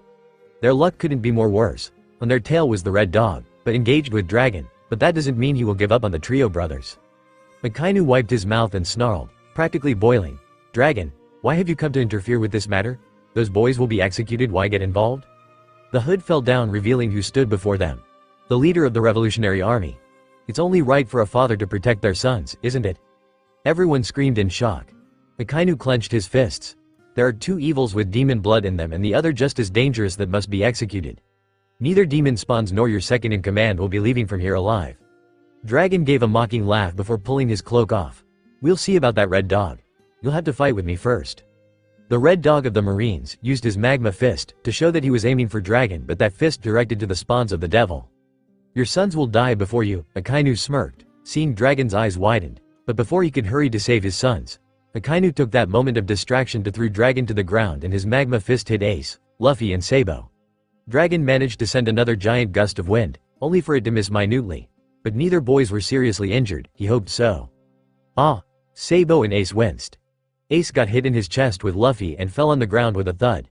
Sabo held his arms in pain due to the magma, which hit him. Dragon threw his arms out and the wind cut Akainu across the chest making him grunt. You bastard! He was full of anger. He will never forgive the red bastard. None of you will be leaving here alive. You all are a stain on this world and I will kill you all here and now. Akainu said through a smirk. Sabo leaned down looking at Ace who was kneeling down with his chest gauged out, similar to Luffy. But Luffy's wound looked more severe than Ace's. Sabo clenched his eyes shut tightly as he scooped up Ace in his arms with Luffy turning pale on Ace's lap. Sabo was feeling his world spin. Everything was moving the way it shouldn't. His brothers were hurt badly, in need of medical attention. He too needs that, but he could care less. With his two brothers down, Sabo felt on the verge of panic. What should he do? Sorry, Ace, Lou, Sabo cried. His eyes were getting foggy. I'm so sorry, I couldn't protect you both. Shut up, dumbass, Ace groaned. It's my fault. I'm the big brother. I should have kept an eye on that bastard, even if we were safe. Ace winced in pain. Ace's voice was nothing like his usual, it seemed like it was getting low and low. Sabo bit his lip harshly and forced his feet to run in full speed. It's not your fault, Sabo cried. Hang in there, Ace, please, don't fall unconscious. Sabo cried. Ace nodded through his pain and tightly held onto Luffy, careful about his little brother's wound over his own while Sabo carried them in bridal style. Ace knew Sabo was hurting himself too, but still he was carrying them. All he could do was stay still and not let his little brother's wounds get worse. Are you really in position of worrying about them, bloody gentleman? Dragon, you were in the way, so I missed. If I had pierced their hearts, it would have been painless. Right, Gold the Ace? Akainu asked, getting a punch in his mouth from Dragon as soon as the words left his mouth. Shut up, Sabo yelled through his tears and kept running, while Ace moaned again, due to the movements. Why do you still protect the dead weights? With their chests gouged out like that, they'll die soon enough. Do you also want to die here? Akainu asked, throwing a punch to Dragon, who dodged it easily. They are my brothers, not dead weights. YOUS, Sabo yelled as he held Luffy and Ace. He saw the ice breaking off and the Sea Kings trying their best to approach them. They would be dead in a few minutes. Ha ha ha, Akainu was punched in his stomach and mouth repeatedly. Don't you dare say a word, asshole. Dragon's red eyes glared at Akainu's and at that moment Akainu felt like backing off. He was damn pissed off due to Dragon. He was not in his league, yet he won't admit it. At least he had done one good thing, the spawns of devil will be erased from the surface of the world. Though, he doubts whose son Sabo is. He looks like Ace and Luffy both. So, whose is he? A twin to Ace? A real older brother to Luffy? He doesn't care, he will kill them all. Akainu threw a punch to Dragon again, which was easily stopped due to his powerful haki, but the bits of magma flew towards the blonde, his next target. But before the magma can hit the blonde, Crocodile used his sand to remove them from the path, making Akainu pissed off more. You can never hurt my sons in their day, Dragon said in a calm voice. But if anyone who knew him, would say how terrifying that was, like Koala and Hack, who felt a shiver go through them. I thought you learned by now, not to attack them. Dragon threw Akainu to the ground and pounded him with his fists, making Akainu bleed from his head, mouth and nose. Crocodile was about to create a cyclone and throw them into that to protect them, when Sabo shouted. Don't create that, Sabo yelled. We just need to get to the seas and everything will be fine. Crocodile nodded. He has seen how they were on their way to Marineford from impelled down. They sure have some tricks on their sleeve. So, he lets them be. Head to the ship, Crocodile yelled at Sabo and then looked at the remaining Whitebeard pirates. If you want to protect something, do it right, don't let the Marines have their way anymore. Sabo kept on running, without stopping at all. His brothers needed immediate medical attention. Ace, keep talking please. Sabo pleaded through his tears. A moan escaped Ace. Sabo. You worrywart, Ace's voice wavered. It will be fine. I just need some sleep. Ace coughed. Blood trickling down his mouth. He could feel like life slipping off his hands slowly and yet painfully. Ace really wished that if Luffy would be feeling the same, then that pain transfers to him. No way. Please. Don't, Sabo cried, looking at the ocean. No ship was in perfect position to take them away. Even if one could, they wouldn't have a doctor to pay attention to his brothers. That is when a yellow submarine coursed through the surface and Sabo's face lit up. He knew whose ship it was. Trafalgar Law, the surgeon of death, who is one of the best surgeons of the world. A submarine? The escapees of Impel Down said. Whose is it? Sabo was running towards the submarine, in full force. More 200 meters to go. Bring Straw Hat over here, Law yelled. Sabo. Ace groaned. Who's that? Ace's face scrunched with pain and Sabo's heart was breaking into pieces, hearing each groan of his. It's fine, Ace. Sabo said, looking at Ace and then at Law. Straw Hat, Ace and you might be an enemy of mine, but we still share a bond. Law yelled and Sabo realized the bond which he was speaking could be none other than that of a D, so that means Law is a D. It'll only be boring if they die here. We'll get them out of here. Leave him to me. I'm a doctor. Sabo looked at Law's eyes and felt the sincerity in his words. Alright, Sabo yelled, making Ace wince. Bo? Ace moaned his brother's name. You trust him with us? No, Ace, Sabo said through his dried tears and croaked voice. I can never trust my brothers with anyone. But this is the only way that will help you both. You guys need immediate medical attention. Ace nodded his head with a low moan. Hurry, bring both of them over here, Law yelled again. More 100 meters to go. Calling all Marines, split up to pursue the Whitebeard pirates and take down the Blackbeard pirates and the leader of the Revolutionary Army, Dragon. The sounds rang through the Marineford. More Marines are coming. There was an underground passageway. Pirates yelled as they saw the Marines climb from a valley, which their pops had created. The war seemed never ending. On the other side, Blackbeard was trying to retreat, but he was surrounded by both sides. One side were the Whitebeard commanders and on the other side were Sengoku, the Buddha, and Garp, the hero. That little shit of Ace's brother. I'll never forgive him for destroying my plan.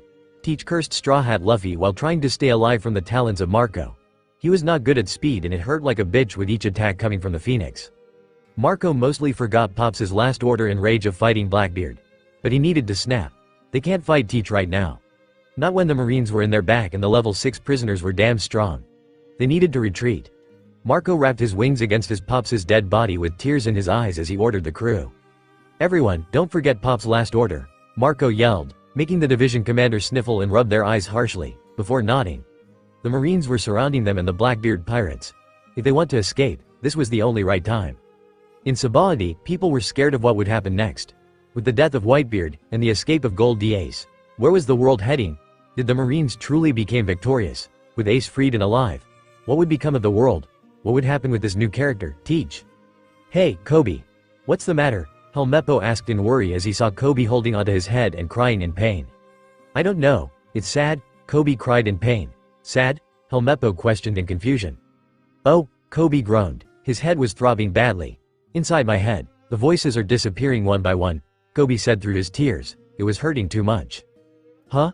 Helmeppo didn't get what he was saying. On the battlefield. Hang in there, you'll live if you get treated. A Marine carrying an injured Marine gave hopes. But Vice Admiral Momonga appeared in front of them. Leave him. We're in the middle of a battle. Go after the pirates, crush every last one of them. They still want to fight. The Marines have lost, yet won, but they're fighting even harder now, Tashigi thought as she saw the mess. Marines wounded and dying, not being treated and ignored. Justice. Evil. What's the difference in here? Smoker gritted his teeth. They have lost. But they thirst for whining, when the main objective is already dying. On one side, Akainu was rampaging and fighting off Dragon and getting his ass handed to him while on another side, Akoji was fighting the retreating Whitebeard pirates and Sengoku was angry on Blackbeard pirates, not willing to let them go, with their provoking words. What was happening couldn't be said anymore. Why don't you just drop them, Mr. Chief of Staff? Kizaru asked in a mocking voice, as he stood above him. It's Kizaru. The Heart Pirates yelled. I will never drop my brothers, bastard, Sabo yelled as he finally jumped over to the submarine. Ace groaned at the sudden jump, but didn't complain anymore. Grab them, Jean Bart, Law ordered. Sabo quickly stood his ground on the deck and held Ace and Luffy. Pass them to me, quick, Beppo said seeing Sabo's burned arms. Sabo debated in his mind. The seas were raging, and Sabo could see the waters crawl up to the deck, as if demanding Luffy back. Sorry, Sabo thought as he bit his lips. We can't have the Marines or any enemies know his secrets, not anymore for now. Please, I'll find a way for Luffy to return to you. As soon as he thought those words, the Sea Kings nodded and dived underwater, with the water also retreating back. We're going to dive. Law commanded his crew. You did well, escaping Sabaody, Trafalgar Law. Kizaru prepared a beam to shot at them. Uwa. They have got terrible wound. Are they still alive? Beppo asked holding Luffy. Sabo held onto Ace, who had lost consciousness right there. Shut up, Sabo growled. They are alive, they won't die. Hurry. Law said as the beam of light was about to be fired on them. He saw Sabo hurrying inside with Beppo in the front. Stop it. A yell rang through the battlefield, stopping everyone in their tracks. Standing between the coming blow of Dragon for Akainu and Akainu was a young, pink-haired Marine with his arms spread out. Tears were streaming down his bruised and bartered face. A Marine? Marco was the first one to break the silence, even if only a few people could hear him, and to express his confusion on the situation. Dragon snapped out of his anger and retreated to pick up Ivankov and Inazuma. He checked on Koala and Hack, who were midway to attack Marines. Sakazuki was pissed to say the least. He shifted his gaze from a retreating Dragon to the pink-haired Marine. Sakazuki felt unimpressed and got the urge to put the brat in his place. Just stop already. We can stop Eld with his sobs and quivers at the malevolent gaze that Akainu leveled on him. Still, he does not care if he was endangering his life by trying to stop the war. Who's that? Thatch asked in fear for the kid's life. He was a teen after all and moreover, he seemed kind. Someone. Help. A wounded Marine pleaded on a side. Stop throwing lives away, Kobe yelled through his tears. The soldiers are dying one by one. They have families waiting for their return. The tears fell faster as Kobe held his ground. Even though we've already accomplished our goal, isn't it enough that Whitebeard is dead? We're chasing pirates who don't want to fight. We're fighting a pointless battle. It's becoming a mindless slaughter. We're abandoning the soldiers who could be saved. We're sacrificing even more lives. Then isn't it as if the soldiers who fall now are just idiots? Kobe shouted. How many lives have been already lost due to their mindless behavior? Kobe can't even count how many voices had already disappeared. What sort of justice is this? This isn't what Kobe had in mind when he had wanted to join the Marines. Kobe was willing to die for his own ideals, but this was nowhere close to matching up to what he believes in. Kobe. Garp asked in shock. Who the hell are you? Akainu said slowly and menacingly as he finally moved, irritated that his praise have escaped, even if he believes that they will be dead soon. You wasted a few seconds. The Marines have no need for soldiers who don't believe in justice. Akainu's hands turned into magma. Kobe looked absolutely frightened at Sakazuki's words and his body started to shake even more as the realization that he will probably die settles in. Ah! Kobe cried. Oh God, I'm going to die, but I've said what I needed to say. I have no regrets. Kobe froze in his place. But the attack never connected to Kobe as Shanks' sword hit the Admiral's fists while Dragon threw Akainu to the other side with ease. You did well, young Marine, Shanks said to a fainted Kobe. The few seconds of courage you were prepared to give your life for, whether for good or bad, have greatly changed the fate of the world. Hurry! Law shouted. Move inside. Kizaru was about to fire, when Ben Beckman pointed his gun to him. Hold it right there, Kizaru. Kizaru lifted his hands in air. Oh, whoa there, Ben Beckman. One of the 4 emperors is here, a pirate shouted after seeing Shanks' ship. It's Red Hair Shanks, the Marines shrieked in a frightened voice. The Marines began to panic with the realization that Shanks, one of the 4 emperors, was in their midst and they watched in terror as Shanks sheathed his swords to walk across the ice. I came to end the war, Shanks said in a serious tone. He was fighting one of the 4 emperors, Kaido, just yesterday, and now he's already here, a Marine shouted in fear. Boss, it's been 10 years, aren't you going to see Luffy even once? Lucky Roo asked Shanks. Sorry, but Shanks didn't remain in touch with Luffy in this timeline. Yeah, I'd sure like to, but if I saw him now you would be breaking your promise, right, Luffy? In the background, Law's ship dives in and Luffy and Ace lie on the beds, with Sabo being treated by Shachi and Penguin but also keeping an eye on every movement of the pirates.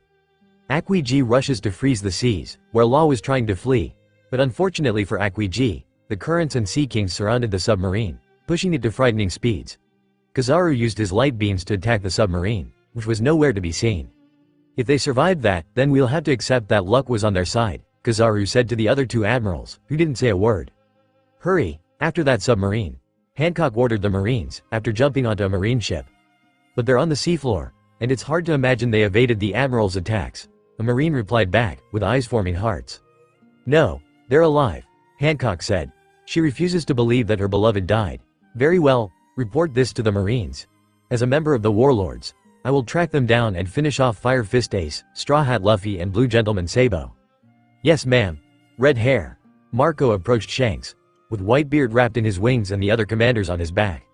Marco, withdraw your men, and don't retaliate. Shanks's voice held no childlike humor like he always does when talking to an ally. His voice was calm and serious. I agreed to fight with Whitebeard, but Red Hair wasn't in agreement, Mihawk stated as he left the battlefield. Any further conflict will only increase casualties on both sides, but if anyone still wants to go, bring it on, we'll be your opponents, Shanks said, while his crew stood beside him. How about a teach? No, Blackbeard. Zhahaha, I didn't get what I came for but I'll find that. It's still too early to be fighting you guys, Blackbeard said as he began moving out. He didn't and couldn't possibly fight red-haired Shanks. Even with the remaining Whitebeard pirates he wasn't able to stand his grounds well. And then being trapped by Sengoku the Buddha and Garp the hero certainly doesn't help. It's wise choice to retreat right now with the wounds he has got. Zhahaha, let's go men. Whitebeard, we'll take care of his burials. The battle was broadcasted to the entire world. I won't allow anyone to desecrate their memories, Shanks told looking straight to Sengoku, as if ordering him to say otherwise and face the consequence. What? Taking his head will show the Marines victory, Momonga yelled. He couldn't believe that Fleet Admiral was even considering Red Hair's words. Doesn't matter, Sengoku said. Fleet Admiral? Since it's you, Red Hair. I'll take responsibility for it, Sengoku told and looked at the Marines. Many were lying on the ground, groaning and moaning in pain. Many had died. Those people could have been saved if they would have pulled off the war when Ace was rescued. They not only lost men, the war technically, and impelled down, but also lost Marineford.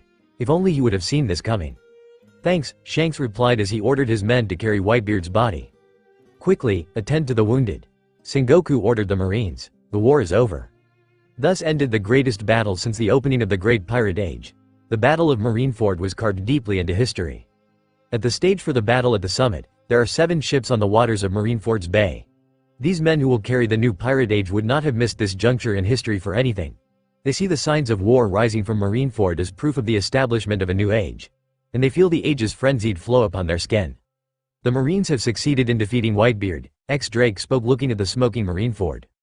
In a little while, Whitebeard's territories will become seas of blood, Capone Beeg said through his cigar. Blackbeard was the key. Make no mistake, he will soon become the eye of the storm, Yorogue told to his crew.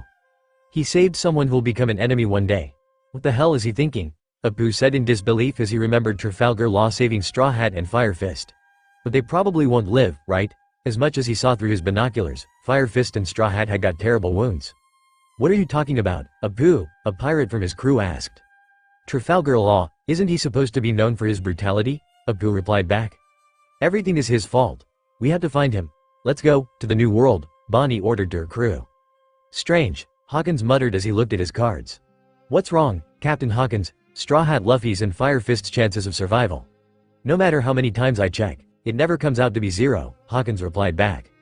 Honestly, I was scared when the war broke out. But now, Whitebeard is dead. A pirate from Kid Pirates voiced his inner feelings. Now it's all over, Killer said looking at the battlefield. Ha ha ha. What's over?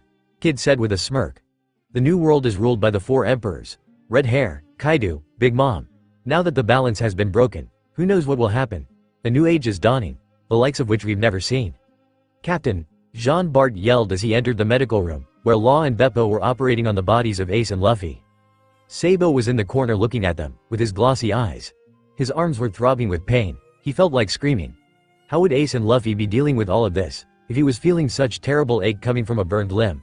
He wanted to give in to the sweet feeling of unconsciousness, but he has brothers to watch over. We are surrounded by the Sea Kings, Jean Bart yelled. Law got cut off by Sabo. Let them be, Sabo said through his weak voice. If you harm them, then it's the end for the submarine. Are you threatening me? A vein popped on Law's head, but he didn't dare to look back from the patient on which he was operating. No, Sabo said in a calm voice. I won't threaten a surgeon on whom my brother's life depends. Sabo stood up from the corner. I'm merely advising you.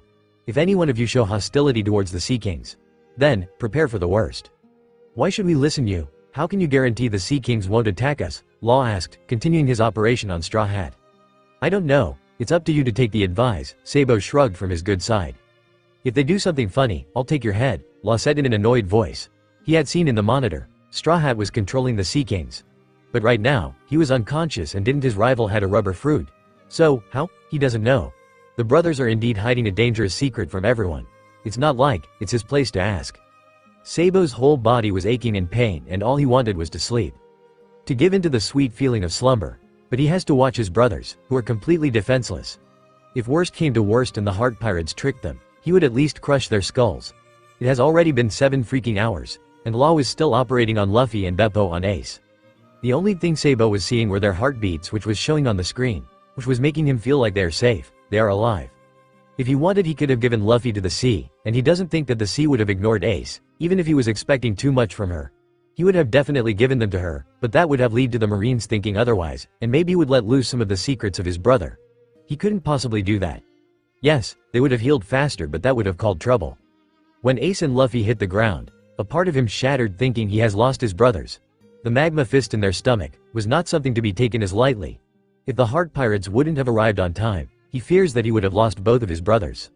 Sabo wanted to cry, to yell, to tear his hair off in disappointment. He felt like it should have been him in place of Ace and Luffy. Ace had suffered enough with the tortures and impelled down. Luffy had already given up 10 years of his lifespan and had exhausted himself completely by using his new attacks and controlling everything while fighting. And what did he do? He just fought alongside Luffy. He let Luffy get hit by Magellan's poison. He let his brothers get hit by Akainu's fists. He let his guard down when Dad appeared to tackle Akainu and save their ass. He did a horrible work as a brother. He is supposed to be the brains of the group and yet he had let his brothers down. How will he forgive himself? He just wishes he could show up to his brothers and they don't hate him for the scars they would get. They would be okay, right? Sabo wanted to cry, but he couldn't. All he was doing was to sit on a bed and look at his brothers from distance. Luffy and Ace looked pale and lifeless. That is when he sees Law remove the surgical gloves and Beppo finally sit down.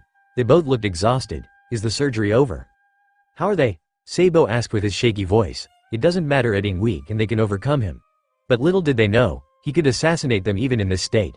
He is after all a cold assassin. I have done all I can. The effectiveness of the operation is tied to Straw Hat Yaw's condition. He's taken an impossible amount of damage. I can't guarantee when he'll be awake. He's in coma, Law said, cleaning his hands of his brother's blood. Sabo felt like his world was coming down crashing to him. He wanted to cry, wanted to scream for Luffy to get up. But he needs to keep his calm and evaluate the situation carefully. He has 2 brothers to look after. What about Aces? Sabo asked hesitantly. He didn't want to hear a similar answer. Fire Fist is not as hurt as Straw Hat, Beppo said, rinsing his hands. If everything goes well and with his logia fruit, I think he'll be awake by a week. If a week is what a normal person will take to recover, then Ace for sure will wake up in 2-3 days. Sabo felt a bit relieved of the answer. When will the submarine surface? Sabo asked Beppo, who was the only person left in the room. In a few minutes. Sabo felt relief wash over him. If they resurface, then chances are that Dad would find them and he would be finally able to take Luffy to the sea, without anyone being suspicious. Wait, doesn't he need to call Dad? Yeah, he needs to, and he will be doing that after a few minutes when the submarine surfaces.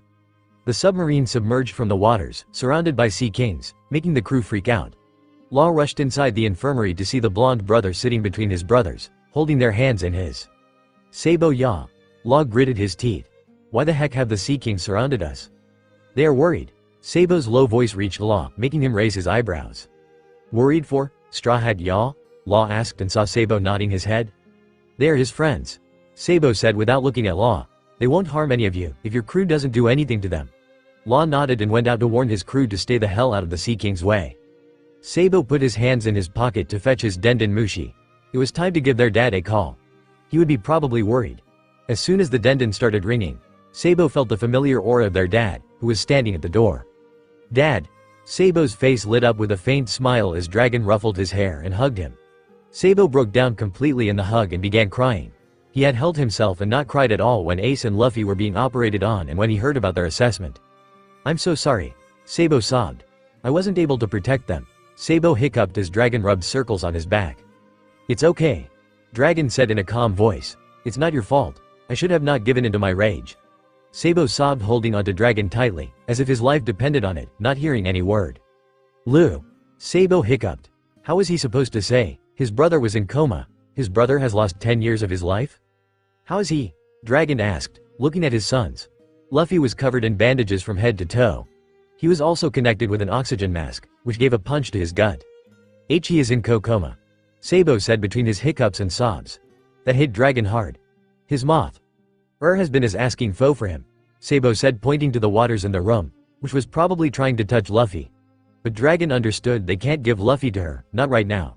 Sorry, I'll soon return him to you. Please, wait. How's Ace? Dragon asked about the eldest of his sons. He was not looking in too terrible condition, but he was also covered in bandages, especially in his torso and arms. He is stable and would wake up in a week. Sabo hiccuped again, making Dragon pat his back slowly. Dragon looked at Sabo the next. His left hand was covered with bandage. He was glad at least he was not hurt badly. How are you doing? He knew that everything was hitting Sabo hard. The exhaustion from his wounds, from the state of his brewers and staying in the enemy ship and watching the doctors like a hawk, was the only thing Sabo would have been doing these past hours. Dragon didn't get an answer, so he looked at him and found him sleeping in his arms.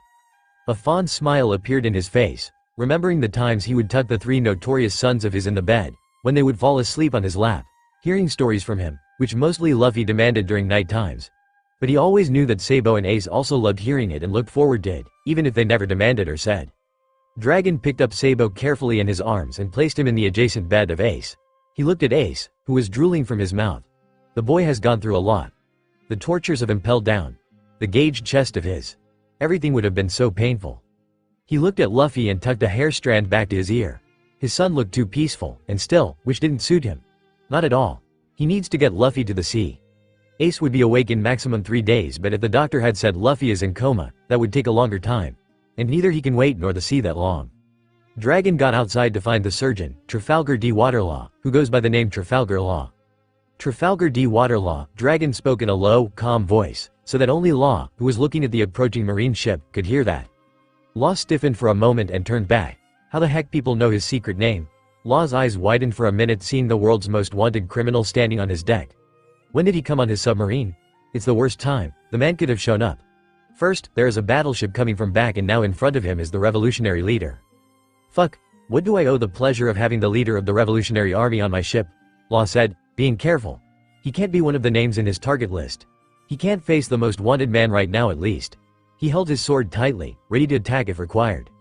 Thank you. Law blinked his eyes repeatedly, seeing the most wanted of the world, doing a light bow to him. Thank you for saving and treating Ace, Sabo and Luffy. Law found his words back in his throat, and as he nodded his head, his doctor self took over his pirate self. It's my job as a doctor. No need to thanks me. I owe you one. Dragon spoke, making Law look at him. Don't hesitate to tell me if you want any favors from me. Also, that battleship, Dragon pointed to the approaching marine ship, is ours. Law didn't expect this. When he had decided to save Straw Hat and his brothers, he hadn't expected any treatment from anyone. He just did it, cause he wanted to. He wanted the D brothers to live. Only cause he is a D he felt a pull towards them, and he left Sabaody to rescue them. He had never thought that he will get any favors from the revolutionary army. What do you know about the will of D? Law asked the most sensible question he ever had since Corazon told him that the people with D are the enemies of the god. Dragon gave a small smile. All you could ask was this? Just answer me and we are even. Law gritted his teeth. All those years he had wished to know about the letter D, and know he was about to get it. Very well. Dragon replied. But I'm not the exact person who has the answer. Law averted his eyes from Dragon. His hope was all gone. Wasn't the revolutionary army supposed to know answers of each and everything? Weren't they feared for that? Why don't they know the answer to his only question? Then who shall I ask? Law asked with annoyance. He doesn't care anymore if this is the most wanted man in the world. He just feels pissed off. Fine for a man who looks and acts like a kid, whose smile can melt even a cold heart, whose eyes seem to look into your soul, whose presence makes you forget the worries of the world. Dragon looked at Law directly in his eyes, and you will have your answer.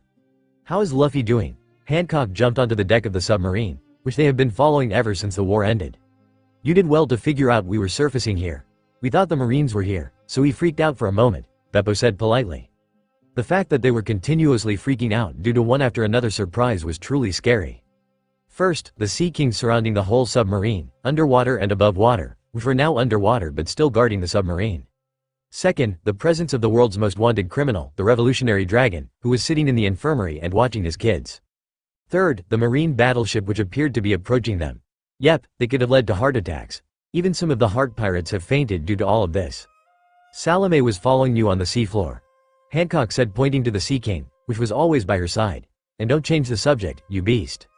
Sorry, Beppo apologized in a low voice and gave a bow. I've done all I can. The effectiveness of the operation is tied to his condition. He's taken an impossible amount of damage. I can't guarantee he'll survive. Law said in his annoyed voice. Of course. Haha. Ivankov said from the battleship and jumped on the submarine, making it sway in the water. Be'll live. Ivankov said and went inside to check on his nephews, followed by Hack and Koala.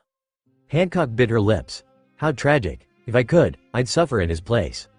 It must be nice having the pirate empress think of you that way, Saki and Penguin thought. You beast, Hancock said to Beppo. Do you have a Denden Mushi? She and Dragon had discussed of taking her beloved and his brothers to Amazon Lily for recovery. But when she had asked for the Denden Mushi to make a call to Kuja pirates, she was denied. But she didn't turn him into stone for that, 'cause he offended her. After all, he is my father-in-law, Hancock thought, blushing a bit. If we call the Kuja pirate ship, we can pull this submarine across the calm belt. But unknown to Hancock, the Sea Kings will always be there for their young king. Meaning, the submarine or the Kuja pirate ship will be surrounded by Sea Kings, whether she likes it or not. If the government learns Luffy and Ace are alive after this, Hancock said with a newspaper in her hands, they will definitely come after them. We'll hide them on the Isle of Women, and if I'm still one of the warlord, they can safely recover there. On the other side in the Marine headquarters, which have been razed to the ground, Sengoku sits on a pile of rubble, all alone, enjoying the victory from the war. After the war, the first thing which he did was think and search about the powers that Kid, Monkey D. Luffy, showcased. He was about to contact the 5 elders when a news coup came and gave him the happiest news he ever had. Monkey D. Luffy and Gold D. Ace are dead. All he felt was joy. 2 future threats were removed from the history. Even if he didn't get what Money D. Luffy was, he won't bother with the dead anymore. Monkey D. Luffy and Gold D. Ace dies. Marines emerge victorious. He had read the article several times but still couldn't believe that they were dead. There was a picture of 3 brothers. Fire Fist kneeling on the ground, with his gauged chest, Straw Hat lying lifeless in front of him, with a deeper gauged chest and the Chief of Staff's watery eyes and him in a crouched position, probably to collect his brother's dead bodies. He does feel pity for his best friend, who was inconsolable after he heard the news. He had destroyed what was left of Marineford, before being knocked out by himself due to grief of losing 2 of his grandsons in a day. Fleet Admiral Sengoku. So here's where you are. We've been able to confirm the situation and impelled down. Sengoku looked up from the newspaper to see a Marine saluting at him. He nodded to say him at ease. Is Magellan all right? Sengoku asked. He was badly injured, and just barely alive. He's being treated in ICU. He's very straightforward man. He's already taken responsibility for everything.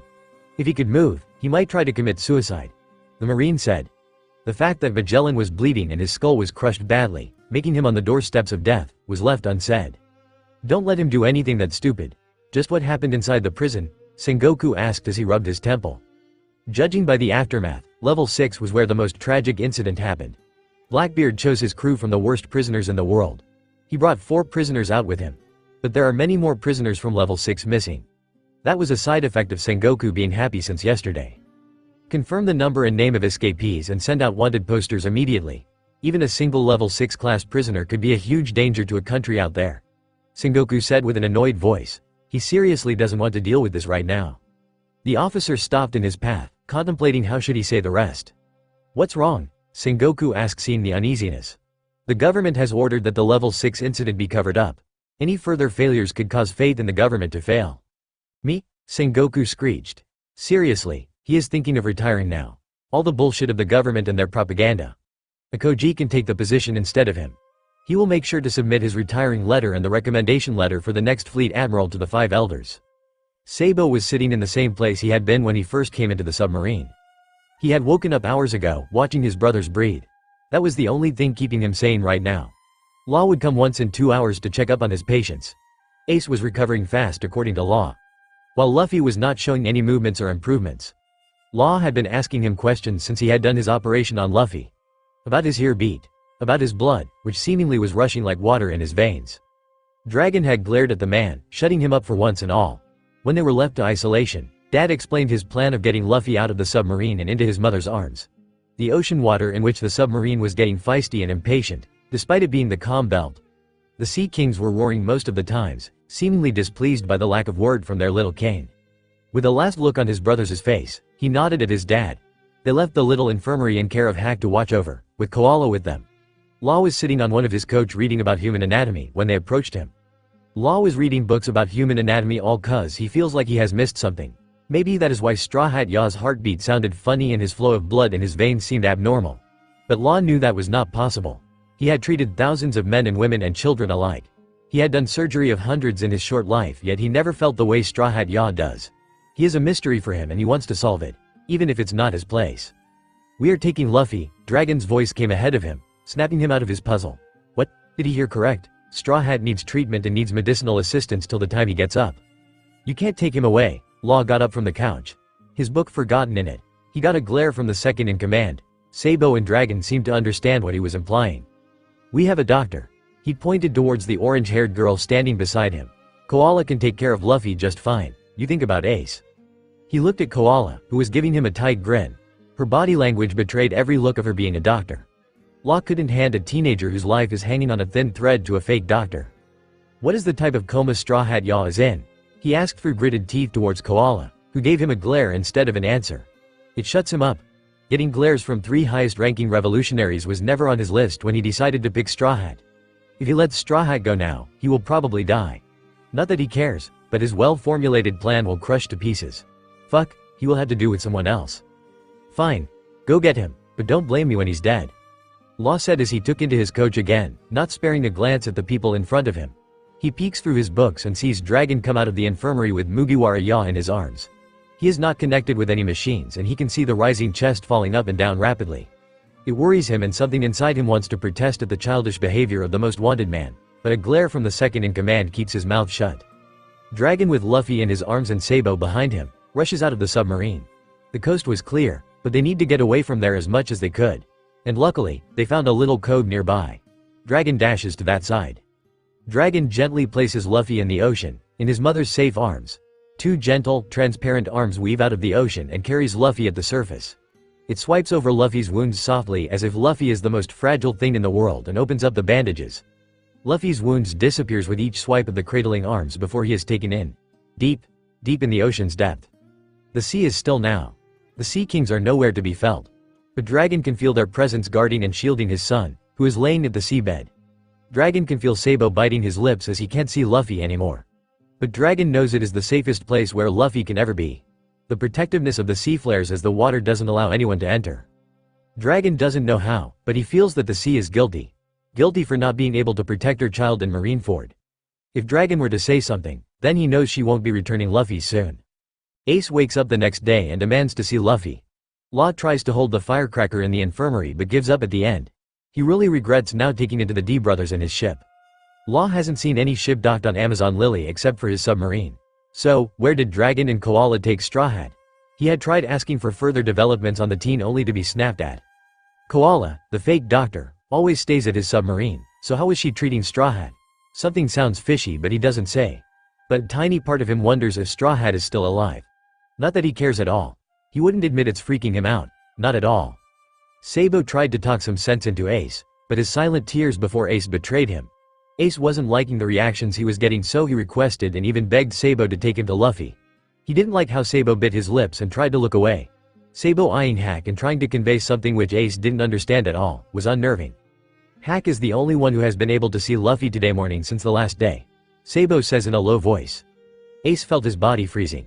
If what Sabo was implying, that means Luffy is with his mother, which means he is healed probably. If Luffy's with his mother still, that means. Ace chokes on his sob. D, don't tell me. We don't know, Ace. We don't know. Sabo cried freely into his chest while Ace held Sabo with his good arm. Dad's sitting on the shore ever since Luffy went. Ace attempted to get up, but lost his balance, but Sabo was quick to be his side. They walk outside the submarine ignoring the protests of the Heart Pirates and its captain. Ace is fine and doesn't need anything, anymore. All he needs is his baby brother and family back at his side.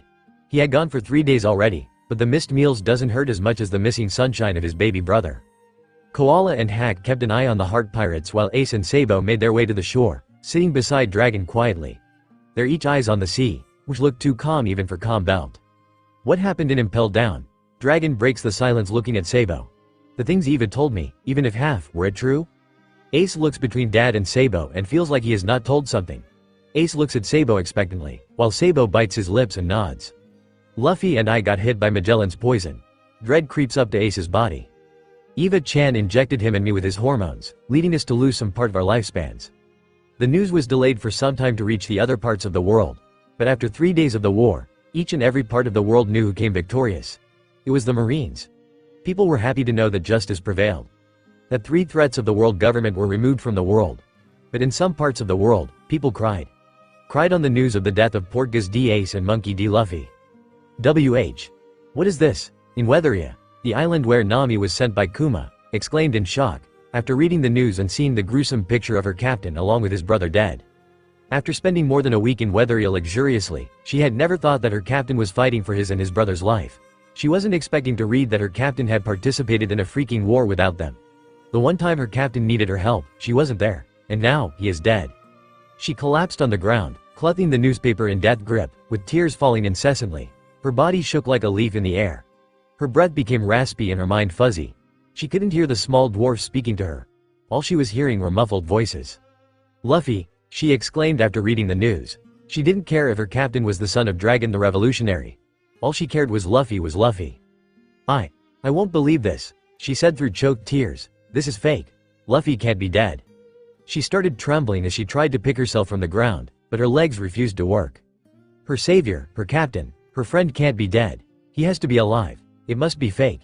She won't believe that the words and picture were true. She is the navigator of the Straw Hat Pirates and Luffy is her captain, the one who will be the king of the pirates. She was his navigator, yet she left him without a path to follow. She left him lost and confused. Because of her incompetence he followed the wrong path and died. She will never forgive herself. She promised to make a map of the world. She'll keep that promise with Luffy and herself in mind. If he can't reach his goal she will. What did you say? Zoro's sword slipped off his hands, looking at Mihawk with wide eyes. Straw Hat Luffy and Fire Fist Ace died right before Bloody Gentleman Sabo. Mihawk answered and handed the newspaper to Zoro, who quickly grabbed and read the contents in disbelief. His sword, which he had raised to challenge the man, long forgotten on the ground. A picture of his best friend, his captain, the one whom he had swore to defend and give his life was laying lifeless on the ground. The blood which was normally not seen on Luffy was oozing from his chest, which was blurred. Zoro tried to say something, anything, but no sound came out. He just stared in shock at the picture. Drops and drops of water fell on the newspaper, which he was holding as if his life depended on it. He didn't even notice his warm and wet cheeks, as tears splattered on the still body of his captain. He's weak. He's pathetic. How can he become the world's best swordsman if he can't even protect his captain? He swore to become the best swordsman for Luffy and Kuina, and now they're both dead. His left hand found his way to his cheeks and it came wet. He was thinking and rereading the paper when he had came to the port. The baboons had avoided him and Zoro didn't know why. If it was due to the fight which he gave them earlier or due to pity. He doesn't show his emotions, but his friend was everything to him. He had lost another friend. He had lost another best friend and it hurts more this time. Why wasn't I there? Zoro cursed himself, letting himself fall on the ground. Tears dripping from his eyes. He doesn't even bother to remove them anymore. He should have been there. There, when his captain needed him. There, when his captain was fighting to rescue his brother. He should have been right next to Luffy. His eyes went to the endless ocean in front of him and something inside him clicked. Luffy can't die. He can't, if what he is thinking is right. He won't believe it till he sees Luffy's grave himself. Once a small reindeer was walking calmly around. He spots a news coup bird and collects the week's news. Before he reads it he decides to sit down on a nearby bench for comfort. He then glances down at the newspaper. A little squeak was heard. A small reindeer was sitting on a bench holding a newspaper in his hooves. Tears were endlessly flowing from his eyes. The primitive-looking humans and the giant birds looked at Chopper with worry. "Wah! Luffy!" he shouted and screamed for the person who had been there for him once he had found him. He cried for the friend and captain he lost. For the failure he felt deep within himself. He couldn't believe that Luffy was dead. He ran and ran until there was no sight of him in the forest. Only the sounds of crying could be heard in the distance. He stumbled and fell, but he doesn't care about his own injuries at the moment. He was the doctor, the person Luffy could always rely on, the person that helped him heal after battles. Luffy saved him in doctrine, yet he couldn't help Luffy when he was needed the most. He looked at the partly blurred out torso of Ace and Luffy, such damages he couldn't even fathom to fix. He was a failure to the Straw Hat crew. He hopes the others won't kick him out since he failed to do his job. Maybe if Luffy had a better doctor he would have survived. Chopper doubted himself, doubted he was good enough for the crew. He should get better, be the best doctor there is. So that no other crewmate would ever suffer for long if he could help them. Somewhere on a snowy bridge, a revolutionary gets the upcoming newspaper from the news coup. Thanks Bird. He puts a coin where the newspaper once was. He looks at the newspaper cover and freezes. He starts to sweat, confusion and misery clear on his face. No way. This can't be true, right? Other revolutionaries seeing the dismay on his face worriedly asked, "What's wrong? Let us see." They snatched the newspaper from him impatiently, but they too were left frozen. It's quiet, too quiet for anybody's liking. Suddenly they start to tear up, some bawl their eyes out. Syra, Cole, They're dead. Anyone who didn't know why the others were crying now understood and started to mourn. The sunshine and troublemakers they grew up with were now dead. Lost to the world of no return. This hit more than anything could have to everyone. Not too far away, a newly made and freed labor worker overheard the revolutionary army. Cole, Syra, aren't those the pirates that were a giant nuisance to the world government? Hadn't Cole disappeared from the world around 3 years ago? What had she missed? She walked among the grieving soldiers and decided to look at the newspaper herself. Shock was plastered on her face as well. Cole, Krya, these people are Ace and Luffy? Cole and Krya were Ace and Luffy, her captain. Her savior, the person who convinced her to live, had died.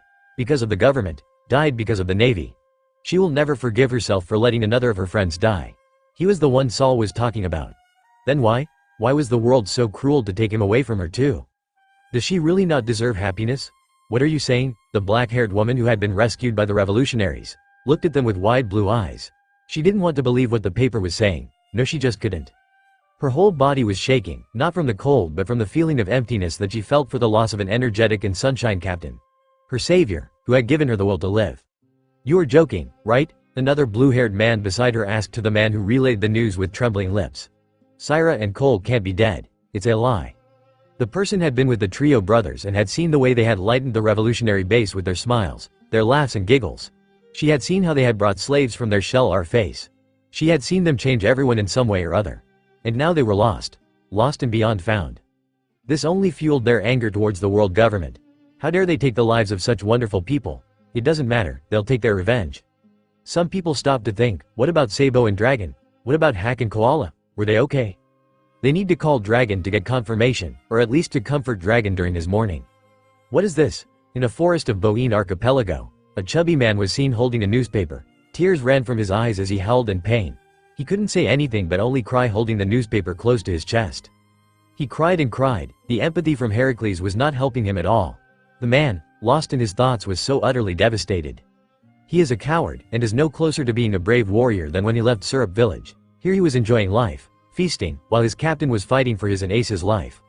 Luffy and Ace, now dead, while he enjoyed his life in paradise. The paradise Luffy would have loved. The thoughts clouded his mind. He was always negative, but this was a new low. He was inconsolable. He couldn't eat anymore. Why would he even deserve to eat? He was happy when his captain was fighting, and now he is dead. He decided to run and run.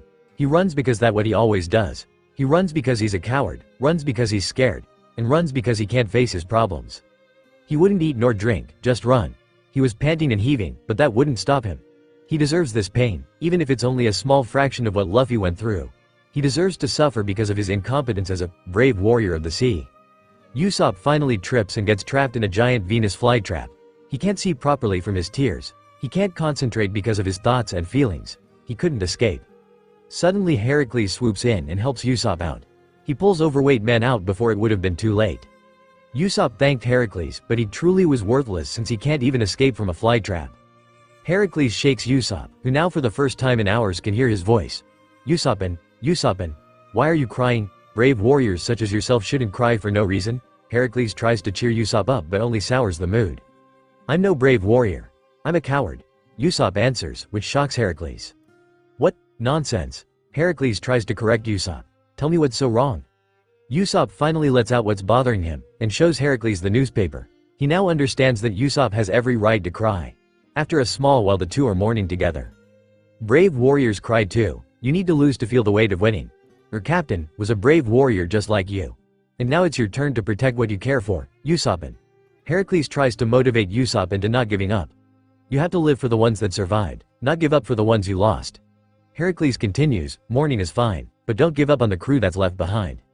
After a lot of talking, Usopp decides to head back to where the crew will meet up, and be the warrior that was once Luffy, and conquer his fears. On the edge of a cliff, stood a man wearing a dress and makeup. The news coup bird flew to the now turned Okama, handing him the newspaper. The Okama reads the title and goes as still as stone. Trails of tears dripped with the now shedding makeup from his face. His eyes were shaking and his hands were trembling at the very existence of such a news. This was hell. The makeup he once wore now wiped away, water streams from his eyes. He is a failure. His captain, the person who he promised to protect, the person who promised to help him to find the All Blue, now dead, deceased. It must be a lie, a government propaganda. It can't be true. But the wound on both Ace and Luffy looked too real to be fake. Sabo near them in tears. probably in denial about their deaths. He closes his eyes. This is too much. This isn't how it ends, right? And Okama walks elegantly to the crying blonde. What's wrong? Don't cry. Your makeup is now ruined. The Okama tries to wipe the blonde's tears away, but they can't. Sanji runs away. He can't believe it. Here he thought he was in hell while Luffy was in literal hell. He outright died. The idiot was fighting admirals, and didn't think twice. While Sanji was running from some people who wanted to play dress up with him, it was clear who was in hell, and who got lucky. Sanji has failed as a combatant, like his father always said, a failure. He can't even protect the ones he's closest to. He was supposed to be there, be by the young one's side. Now he won't have to cook food for the bottomless pit. He won't have to fight to keep him out the kitchen, but it didn't feel right. Luffy was the nuisance he'd die for, but he's late. He fails everyone. Failed Judge, failed his father Zeph for not doing anything right, and now he fails his crew for not helping the captain and getting whisked away to some island. Sanji has a breakdown, the Okama not far behind him now. What can he even do? In a cell, there sat a skeleton, who was doing nothing. He was bored and saddened that his journey back to Sabaody is taking so long. He didn't mean to be Satan, he didn't want conflict. Maybe being peaceful wasn't the answer, but that shouldn't mean they should lock him up. People of some cult were surrounding him, laughing at him, being intrigued by the fact he's a skeleton or that he has such short arms. When he found a newspaper, he was glad to finally have something to do instead of sitting idly in his cage. He picks the newspaper up. His eyes, which he doesn't have, stuck on the very first page. Oh, he's first in shock, then he slowly places the newspaper down. Maybe he read it wrong, that the picture was of someone else. He takes a deep breath and lifts the paper up once more. For a moment nothing happens, then tears form on his sockets even though he doesn't have eyes. This is one cruel joke. Right? This can't be. No, he can't be. The words don't leave his mouth. He has lost his captain once more. He managed to say goodbye to his previous captain before he abandoned him, but not to Luffy. He never managed to play him one last song, never managed to say goodbye. Why was the world so cruel, so vicious? He may had only been a straw hat for 1 month, but that was plenty of time to get to know his crew. He would play tunes for everyone, he wasn't alone. Finally he won't have to endure the pain of loneliness no more, a wish that now won't come true anymore. He lost his captain again, the one that let him go out into the sun. He feels so empty, he doesn't even know where the rest of the crew are. He doesn't know where anyone is, not even Luffy's grave. He's alone again. The world truly hasn't changed, gave him hope only to rip it away from him. This must be the cruelest joke in his life. Meanwhile a cyborg is walking towards a defeated mechanical polar bear after finding a stash of cola was sported in panties in the cold, snowy weather. The polar bear had an inbuilt fax machine which seems to put out the latest news. That's the last thing the mechanical bear did before completely malfunctioning. Frankie curiously gets the newspaper since it might have some information he could use. As he takes a look he freezes, he doesn't believe his eyes. What? That's not Luffy. It can't be. He starts to freak out amidst the snow, ice and powered-off cyborg animals. He reads the newspaper. It's difficult because of the tears that fall from his eyes, but he won't give up. He has to know what happened. Monkey D. Luffy and Gold Ace now dead. The title is painful to read. The War of the Best, between the Whitebeard pirates led by the strongest man alive and the glorious navy has ended. The Marines emerge victorious by taking the lives of Whitebeard, the son of the revolutionary dragon, Monkey D. Luffy, and the son of the deceased pirate Kinbean using a fake name, Portgas D. Ace, to cover up his terrible heritage and heinous bloodline. The world is now a safer place for all, as the blood of the most dangerous people have been wiped out. Frankie can't read any further, it's too much for him to handle. He is distraught, his captain is now dead. Why? Why did Luffy have to die? He doesn't care that Luffy has some terrible heritage, or that he's the son of the revolutionary dragon. He already knew that and that changed nothing. Luffy was one of the best people in his life, and he was the one to help Frankie with his dream. To have his ship travel the world, experience countless battles and for it to reach Laughtale. Frankie's tears clouded his vision. He doesn't want to cry, he can't cry. But maybe it's fine to let it out, yeah. As soon as the thought crossed his mind he bursts out in tears. He clenches the newspaper with all his might, hoping it would bring even the smallest amount of relief, which it doesn't. His captain, who was there when he needed someone, has died. He was saved by the Straw Hats led by Luffy, yet he couldn't save Luffy. Somewhere in the East Blue a small village of windmills is in distress and anguish. In a kingdom of sand and stone a princess cries in her bed. In a town that was once imprisoned, the people mourn their savior. In the village of the man that cried pirate, a woman is saddened. In a kingdom of ice and snow, a doctor is worried about too many things. On a ship which once held the strongest, the crew's tears fall without means to an end of the death for a leader, a father and a dear comrade. Rayleigh had seen the broadcast, witnessed the HQ exploding, Ace and Luffy being attacked. Sure, he knew they got hurt dangerously enough to die. He saw the second in command, Sabo, pick the bodies up and run away. Rayleigh wouldn't believe that the kid who carried the will of Roger, his former captain and the captain's son, had died. So, he did what he thought was best. He headed to the Isle of Women, where Kuma had pointed to him after making the Straw Hat Pirates make a safe escape. But unluckily his boat crashed in the storms of the Grand Line, so he swam. But the thing which was unusual was that the currents helped him in swimming through the calm belt, and the Sea Kings didn't approach him. Swimming was easier than usually, like if the sea wanted him to head towards the Island of Women. Something massive must have been happening if that's the case. What is he getting into? He can theorize why the Sea Kings never did approach, but how was he able to easily go through the calm belt? The currents? He got no answer regarding those. When he reached the shore, dripping all wet, he saw one thing. A submarine, and the pirate group which were in Sabaody. The next he heard were giggles and laughter from the other side of the shore, and what he saw widened his eyes. Straw Hat Luffy and Fire Fist Ace. They were alive and being devil fruit users, playing in the seawater. Splashing water to each other, and not for a moment were they exhausted. They were playing. The wounds that meant to have led to their deaths seemed to have disappeared, mostly at least. Even if you had small hope they were alive, he had expected them to be in bed or barely moving. And probably nowhere near the sea, and yet. This is truly strange. Hey, who are you? A pirate from the Heart Pirates successfully made him break his eyes from the plain teens to the pirates ahead of him. Ah, I know you people. We met at the Sabaody archipelago, Rayleigh said as he approached the pirates. Dark King Rayleigh, a pirate yelled. Well, you see, I ran into a nasty storm out at sea. My boat sank, so I had to swim the rest of the way. Rayleigh said, wringing his shirt. My body doesn't move the way it used to. I really am getting old. A storm? There are no storms in the calm belt. Which means, your boat sank outside the calm belt and you actually swam all this way? A pirate with a penguin hat said with astonishment. The commotion brought out the brothers out of their plane in the waters and approached him. Ace grinned at him while Luffy showed his usual wide D grin. Sabo, the other brother, whom he had never seen, was standing with them, with a light grin. Now then, Rayleigh said with a smile to the boys. You have quite a story to tell. At this the brothers just grinned, and Sabo, which he assumes the brain of the three, started telling the story of how they escaped Marineford and met Trafalgar Law, who operated on the brothers. But that reminded Rayleigh, shouldn't they be covered in bandages? The picture of their wounds were brutal, even if they were blurred. He saw Law from his corner of eyes, and could see him cursing. How did you both recovered so fast? Rayleigh asked with his eyebrows raised. He looks curiously at the boys, making sure to listen. Luffy was interrupted by the blonde and the raven-haired. Ace scowled, showing it clearly that whatever the secret was they were not ready to say it yet. Lou, I think Hancock is bringing lots of meat. Sabo interrupted Luffy, who bounced from the back of Ace and ran in the direction of food. Sorry for the inconvenience, the blonde brother said. I'm Sabo, the other brother of these two idiots. He pointed to Ace and Luffy, who were devouring food at a supersonic rate. My brothers and I have some fast healing bodies. Now, if you excuse me, I am a bit hungry. Rayleigh nodded, getting the memo that it was their secret to keep. He turned towards the Heart Pirates and told them that they can leave now, if they want. He started talking to Glorisa and delivered the message from Shaggy to her. He told them about how Kuma told him about the direction he had propelled Luffy and Sabo, and how after calculating everything he had thought that the brothers were in the Isle of the Women. But he did not believe it when Shaggy had said that Hancock would fall in love with Luffy and keep him in Isle of Women. After eating their meal, Luffy turned towards him. What are you doing all the way here? It was Ace who asked. I just didn't believe the news that you both were dead, Rayleigh said with a smile. We were just about to head back out to Sabaody by following the Vivre card. Where are the others? Luffy asked enthusiastically. Well, I doubt they have all been reunited just yet, and I don't think it would be wise to leave now. Especially for you both, Rayleigh said in a serious tone, pointing to Ace and Luffy, who titled their heads sideways in confusion with Sabo too. That was when it clicked Rayleigh that they didn't know about the recent news.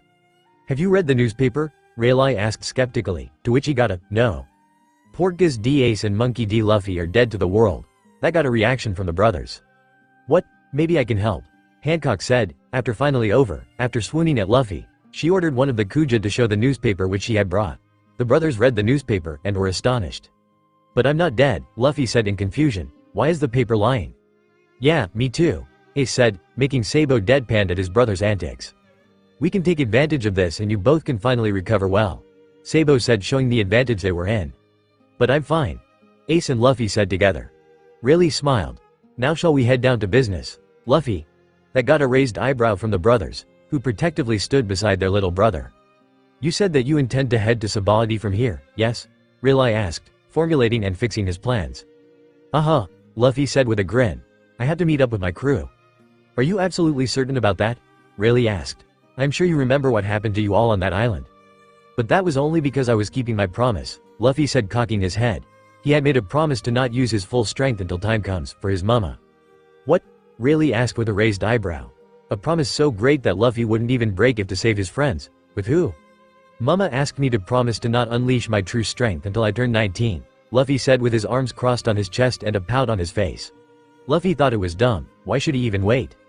What does it even mean? Rayleigh asked, rubbing his temple. This monkey D. Luffy was even more complicated to understand than Roger. Which is surprising in itself. What a child to be found by Shanks. He is not joking, Ace said, looking at him with pity. But if you don't unleash your true strength, then you and your crew stand no chance against the New World, Rayleigh pointed it out. Luffy made a thinking gesture and thought until he was all red. Hey, Sabo said, breaking Luffy from his thoughts. No need to think that much. I have a plan, Rayleigh stated, getting down to his business. Take a break for 2 years. It would be beneficial for you and your crew. And by the time you're back to fighting, you can use your full power when you need it. That will help them be strong, Ace said, getting the point. He had seen the crew in Alabasta. They definitely need improvement that lack if they plan to survive the New World. Even if they have the sea and Luffy on their side. Also, the places where Kuma sent them are related quite to their fields, Sabo stated, having gathered the information from Dragon himself. Dragon is extremely saddened by Kuma. His final choices were to help the crew of the man Kuma had worshipped. That does the job, Rayleigh said, trying to read the little brat's haki, who claimed to not use his full strength yet. And just like the other time, HHE can't sense anything from him. Okay, then I will inform them to stay there, Luffy said with his signature smile. And how will you do that? Rayleigh asked, feeling a bit amused by the situation. Roger was less of an idiot than the other standing before him.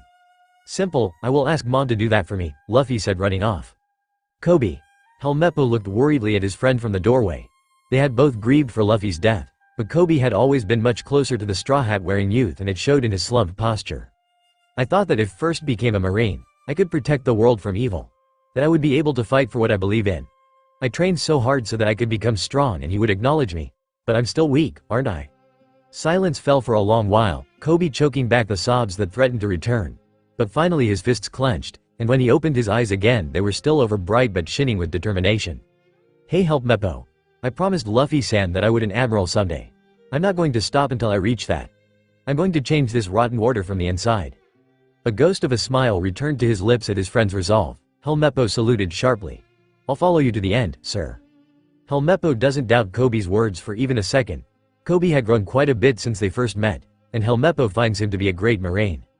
Buhhhhh. Laboon. Crocus looked sadly at the wailing giant whale, heedless to his attempts to placate him. The newspaper that had brought that terrible fate to him still hung loosely in one hand. Crocus had told Laboon where the news had come. He didn't want him to give any false hope that Straw Hat Luffy will return one day and keep his promise to the sad whale. If he would have told later, it would have been a lot crueler. The young man, in whom he had hopes, had died, and nothing anyone else said could change the gruesome picture of the lifeless body that laid on the dirty ice rink in Marineford's bay. Why do the good men die young? Shanks was drinking in the ship after coming back from Whitebeard's funeral. It had already been a week since the War of Best happened. Shanks gave a small smile at Ben arriving with a newspaper, but frowned seeing Ben's solemn mood and not smoking. Oi, you alright? Shanks asked. Ben didn't respond, but put forward the newspaper which he was carrying around to him. Shanks was confused about what got Ben so quiet. He looked around in the Red Force and saw Lucky Roo looking into space rather than eating meat. Yasup was rubbing his glossy eyes rather than cracking jokes, and many old members of the crew trying to stop themselves to break out. Shanks felt the tension in the ship growing with each second. The one and only thing he knew was something has happened, and it is probably in the news. Shanks took the newspaper from Ben, slowly bringing his eyes on the newspaper. His eyes widened, he tried to catch his breath. He started to shake, trying to hold his tears, but he couldn't. He collapsed from the stool where he's sitting and drinking, into the ground, with the sake getting dumped on him. He didn't care about the dampness. His hands were over his mouth, trying to suppress any undignified choke, scream and words to come out from his mouth. His anchor was laying on the ground, with his chest gauged. His anchor is freaking dead. His eyes darted to the other two figures in the newspaper. Captain Sun. Revolutionary Sabo. Ace had a gauged chest too and dead. Sabo was crying kneeling in front of them. Luffy, he choked onto his tears. His little anchor was dead, with a hole in his chest. But in the picture, Luffy and Ace both were smiling. He rubbed his watery eyes in favor of reading what had happened. Shanks' eyes were shadowed. He bit his lips trying to hold back his tears. He is a captain. He can't be that pathetic. He read the paragraph repeatedly but he couldn't believe it. The last chance which he got to see him, he denied. It's all his fault. He should have been there when Luffy got hit. He should have been there early. He looked at Ben with glossy eyes, who was looking at him with sad eyes. Tell me, it's not our real. Shanks had tried to let his voice crack, but it cracked and his last straw to not cry broke, when Ben nodded without looking at him. He cried hysterically and the last thing he remembered before giving into darkness was Ben's gentle hands rubbing his back. A few hours before Rayleigh arrived. There was a bitter tension in the air, as three people sat on the shore. On the very shore, where their brother or son was once seen. On the very shore, awaiting for him to cause ruckus and hear the unrestrained laughter. The silence was way too endearing. Dragon, who had been questioning his life decisions, was beating himself from inside. He is the leader of the revolutionary army who needs to keep his head calm and cool at all times to make proper decisions.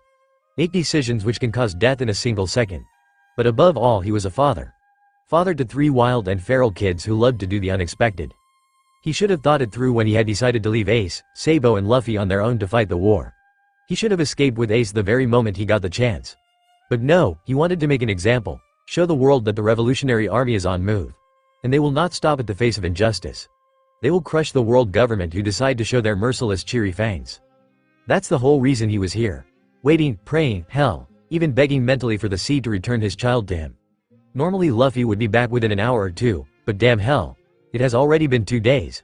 He will literally beg, if that's what the sea wants from him. He will beg for forgiveness. All for to see his son, to cradle in his arms once more. Sabo sat with his eyes locked at the waters, trying to pinpoint his baby brother to no avail. All that he was getting successful in was to get his head pound madly. He can't comprehend anything, even if he was the brain out of the 3. Luffy was hurt all because he let his guard down. He let himself relax all cause their dad was there to protect them. Of all things in the world, Sabo should know to never lower one's guard in a battle. That was the thing he had learned from the day he had stepped his foot out of the riches his former home offered him. He has learned that keeping his eyes open never hurt. Not once when that ensured his brother's safety and his. But yet he had forgotten that in that war. How could he? He really prays that Luffy gets back soon enough. He knows that he is being selfish. But he wants to be selfish just for his brother. Ace was dealing no better. Having woken just an hour with a pain in his gut didn't help much. But that pain was nothing compares to the hollowness which he felt in his heart. It was empty. Empty as hell. His world had frozen, stopped on its axis, hearing the underlying terror in Sabo's words. Luffy, his baby brother, their little sunshine. He was gone. Gone to his mother, who looked unsure whether to trust her child to them again or not. Ace wanted to cry, wanted to beg, wanted nothing more than his brother at his side. He would do anything to get back the bubbly little teen back with them. Hell, he would happily die for him. But here he was, torn between what to do. Unsure of the situations, unsure of everything. Things were slowly crashing to him. Slowly making him realize what he was and whose fault the damn war was. He was fucking realizing things which he had swore to never ponder on before his brothers. But the pale hands, bloody bodies cling to him. The gurgling of the water has Ace's breath stop. 3 eyes all look with hope towards the waters, which turns a shade dark at the place, indicating a shadow of something. Ahead is the first thing to peek through the salty ocean waters.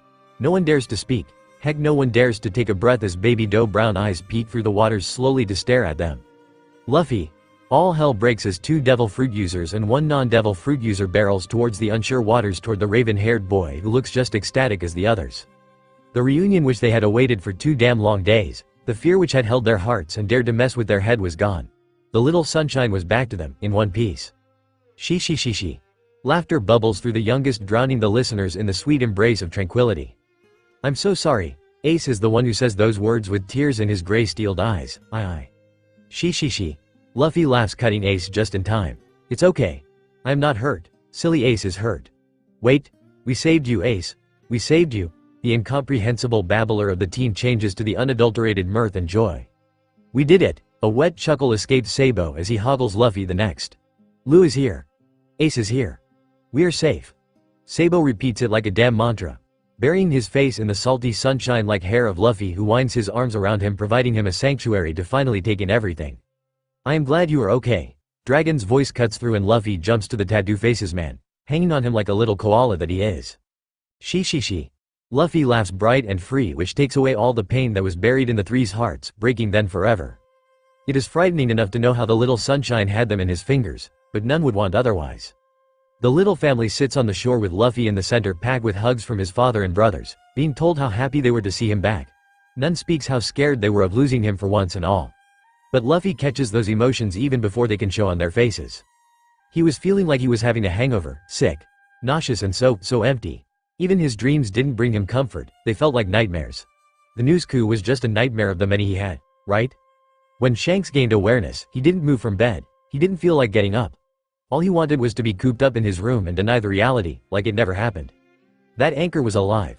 But he was a captain. He needs to be functional at least for his crew, if not for himself. So, he got up and headed straight to the kitchen, from where he took a barrel of sake and started drinking. He wanted to drink until he felt numb. He wanted to drink until he felt that Luffy was not dead and that everything was a sick dream. Once he was back up, he would make sure the world government would forget rest.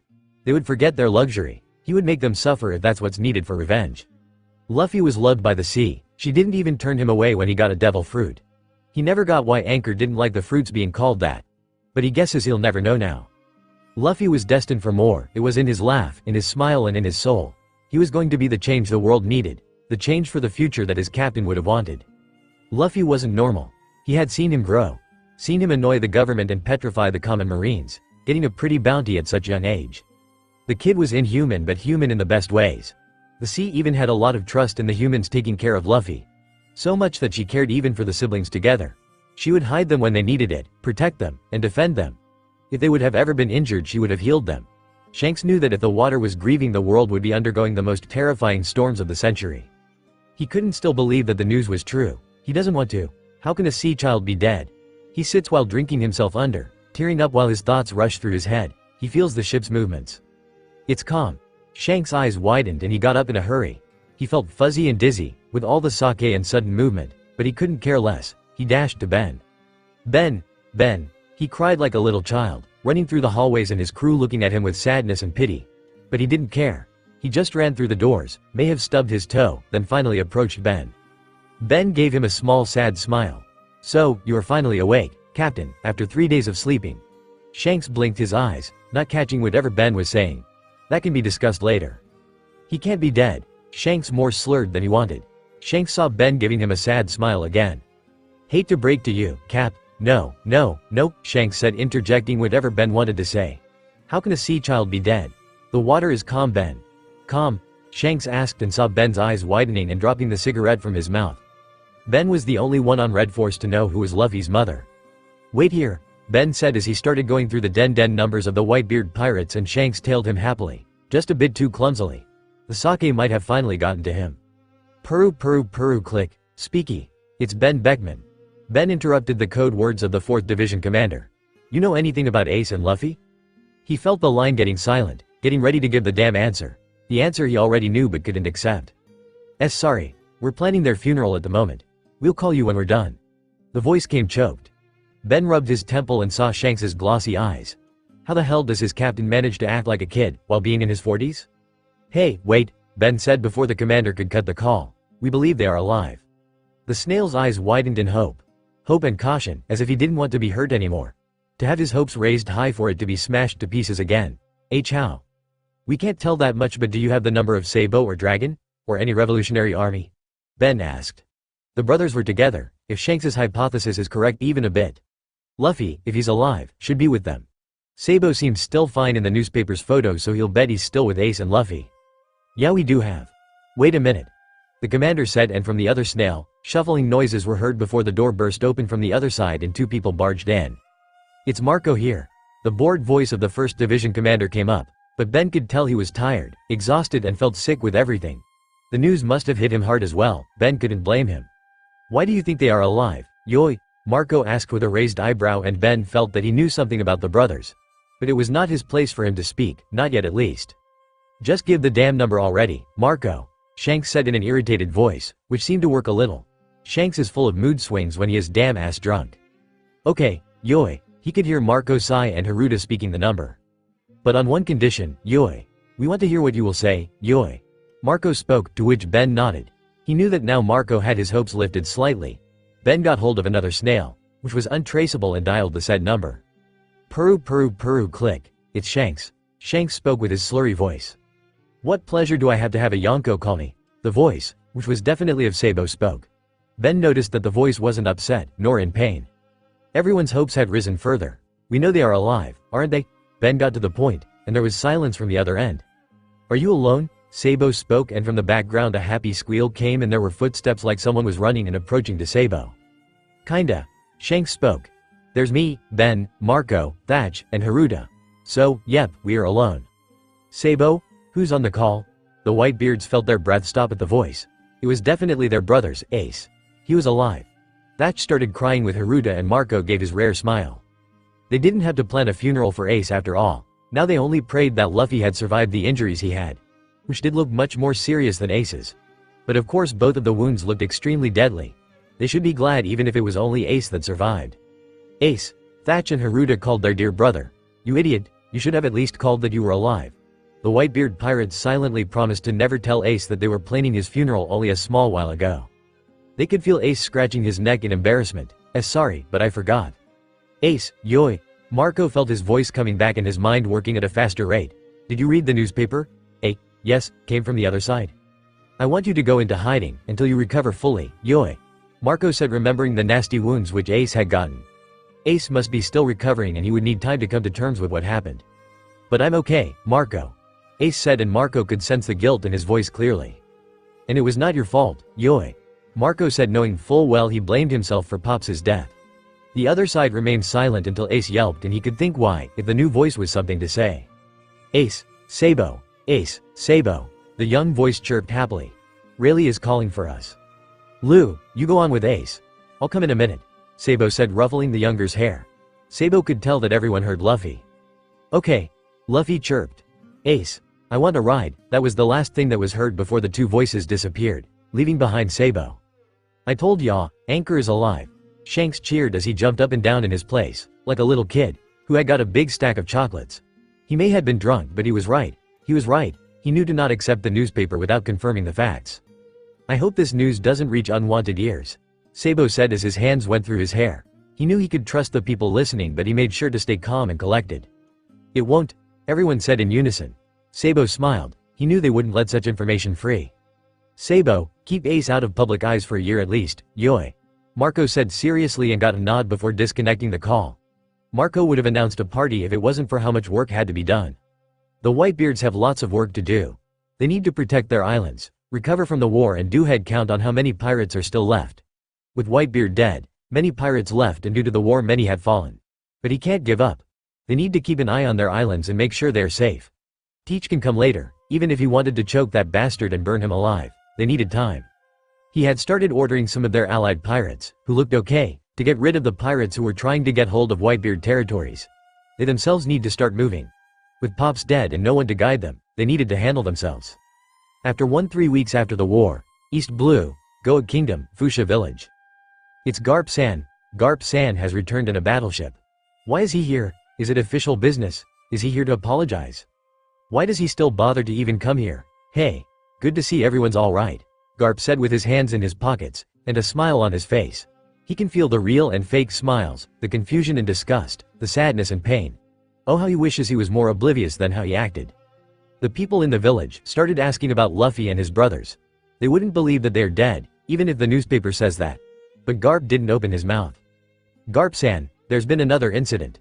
A group of bandits have come down from the mountains and they've taken over Makino's bar. A villager complained to Garp, making him head to Makino's bar. Oh, Garp, Dayton yelled as she stood in front of Garp and hit him with the log of wood, which she was currently using as a weapon.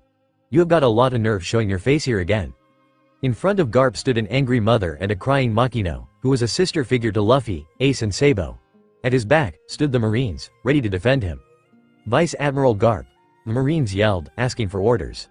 Stay back, men. I know this woman, Garp said with his hand on the head wound. Courtesy of Dayton and her log of wood. He wouldn't even use hockey to defend himself. He deserves to bleed, for his mistakes, for family. Damn you, Dayton grabbed Garp's collar. You were right there in the thick of it all. They were right in front of you. How could you let Ace and Luffy die like that? Dayton's tears rolled off her face, dripping on Garp's. Do you value your work over family? Dayton punched Garp on his face. Well, Garp, and you call yourself a marine hero? Curl up and die, you worthless old fart. You let them die, washed like the coward you are. Garp didn't say a word, and let that angry woman beat him. He deserved it. If only he would have refused the execution of Ace, then maybe both Luffy and Ace would be alive. It's already been a month, after which Sengoku forced him to take some rest. He had been beating new recruits and pirates alike in a pulp. His anger of doing nothing was taken out on poor criminals. And when he felt empty and started ditching his work, Sengoku told him to take a vacation. A crying Makino separated the two from fighting. "Stop it, Daiden-san. She can't have the two fight like this. Garp isn't even fighting back, so one-sided. Garp obviously must be going through a hard time." Garp-san saw the whole affair happen right in front of him, Makino said.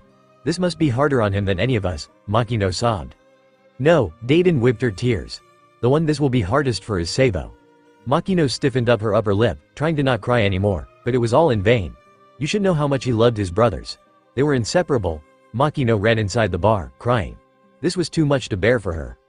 "Garp, what happened to Sabo?" Mayor Woodslap asked. "The newspapers say he's gone missing." "Village chief," Garp said while sitting down on the ground. "He's a rebel." Puru puru puru. Garp blinked his eyes. Who would call him during his vacation?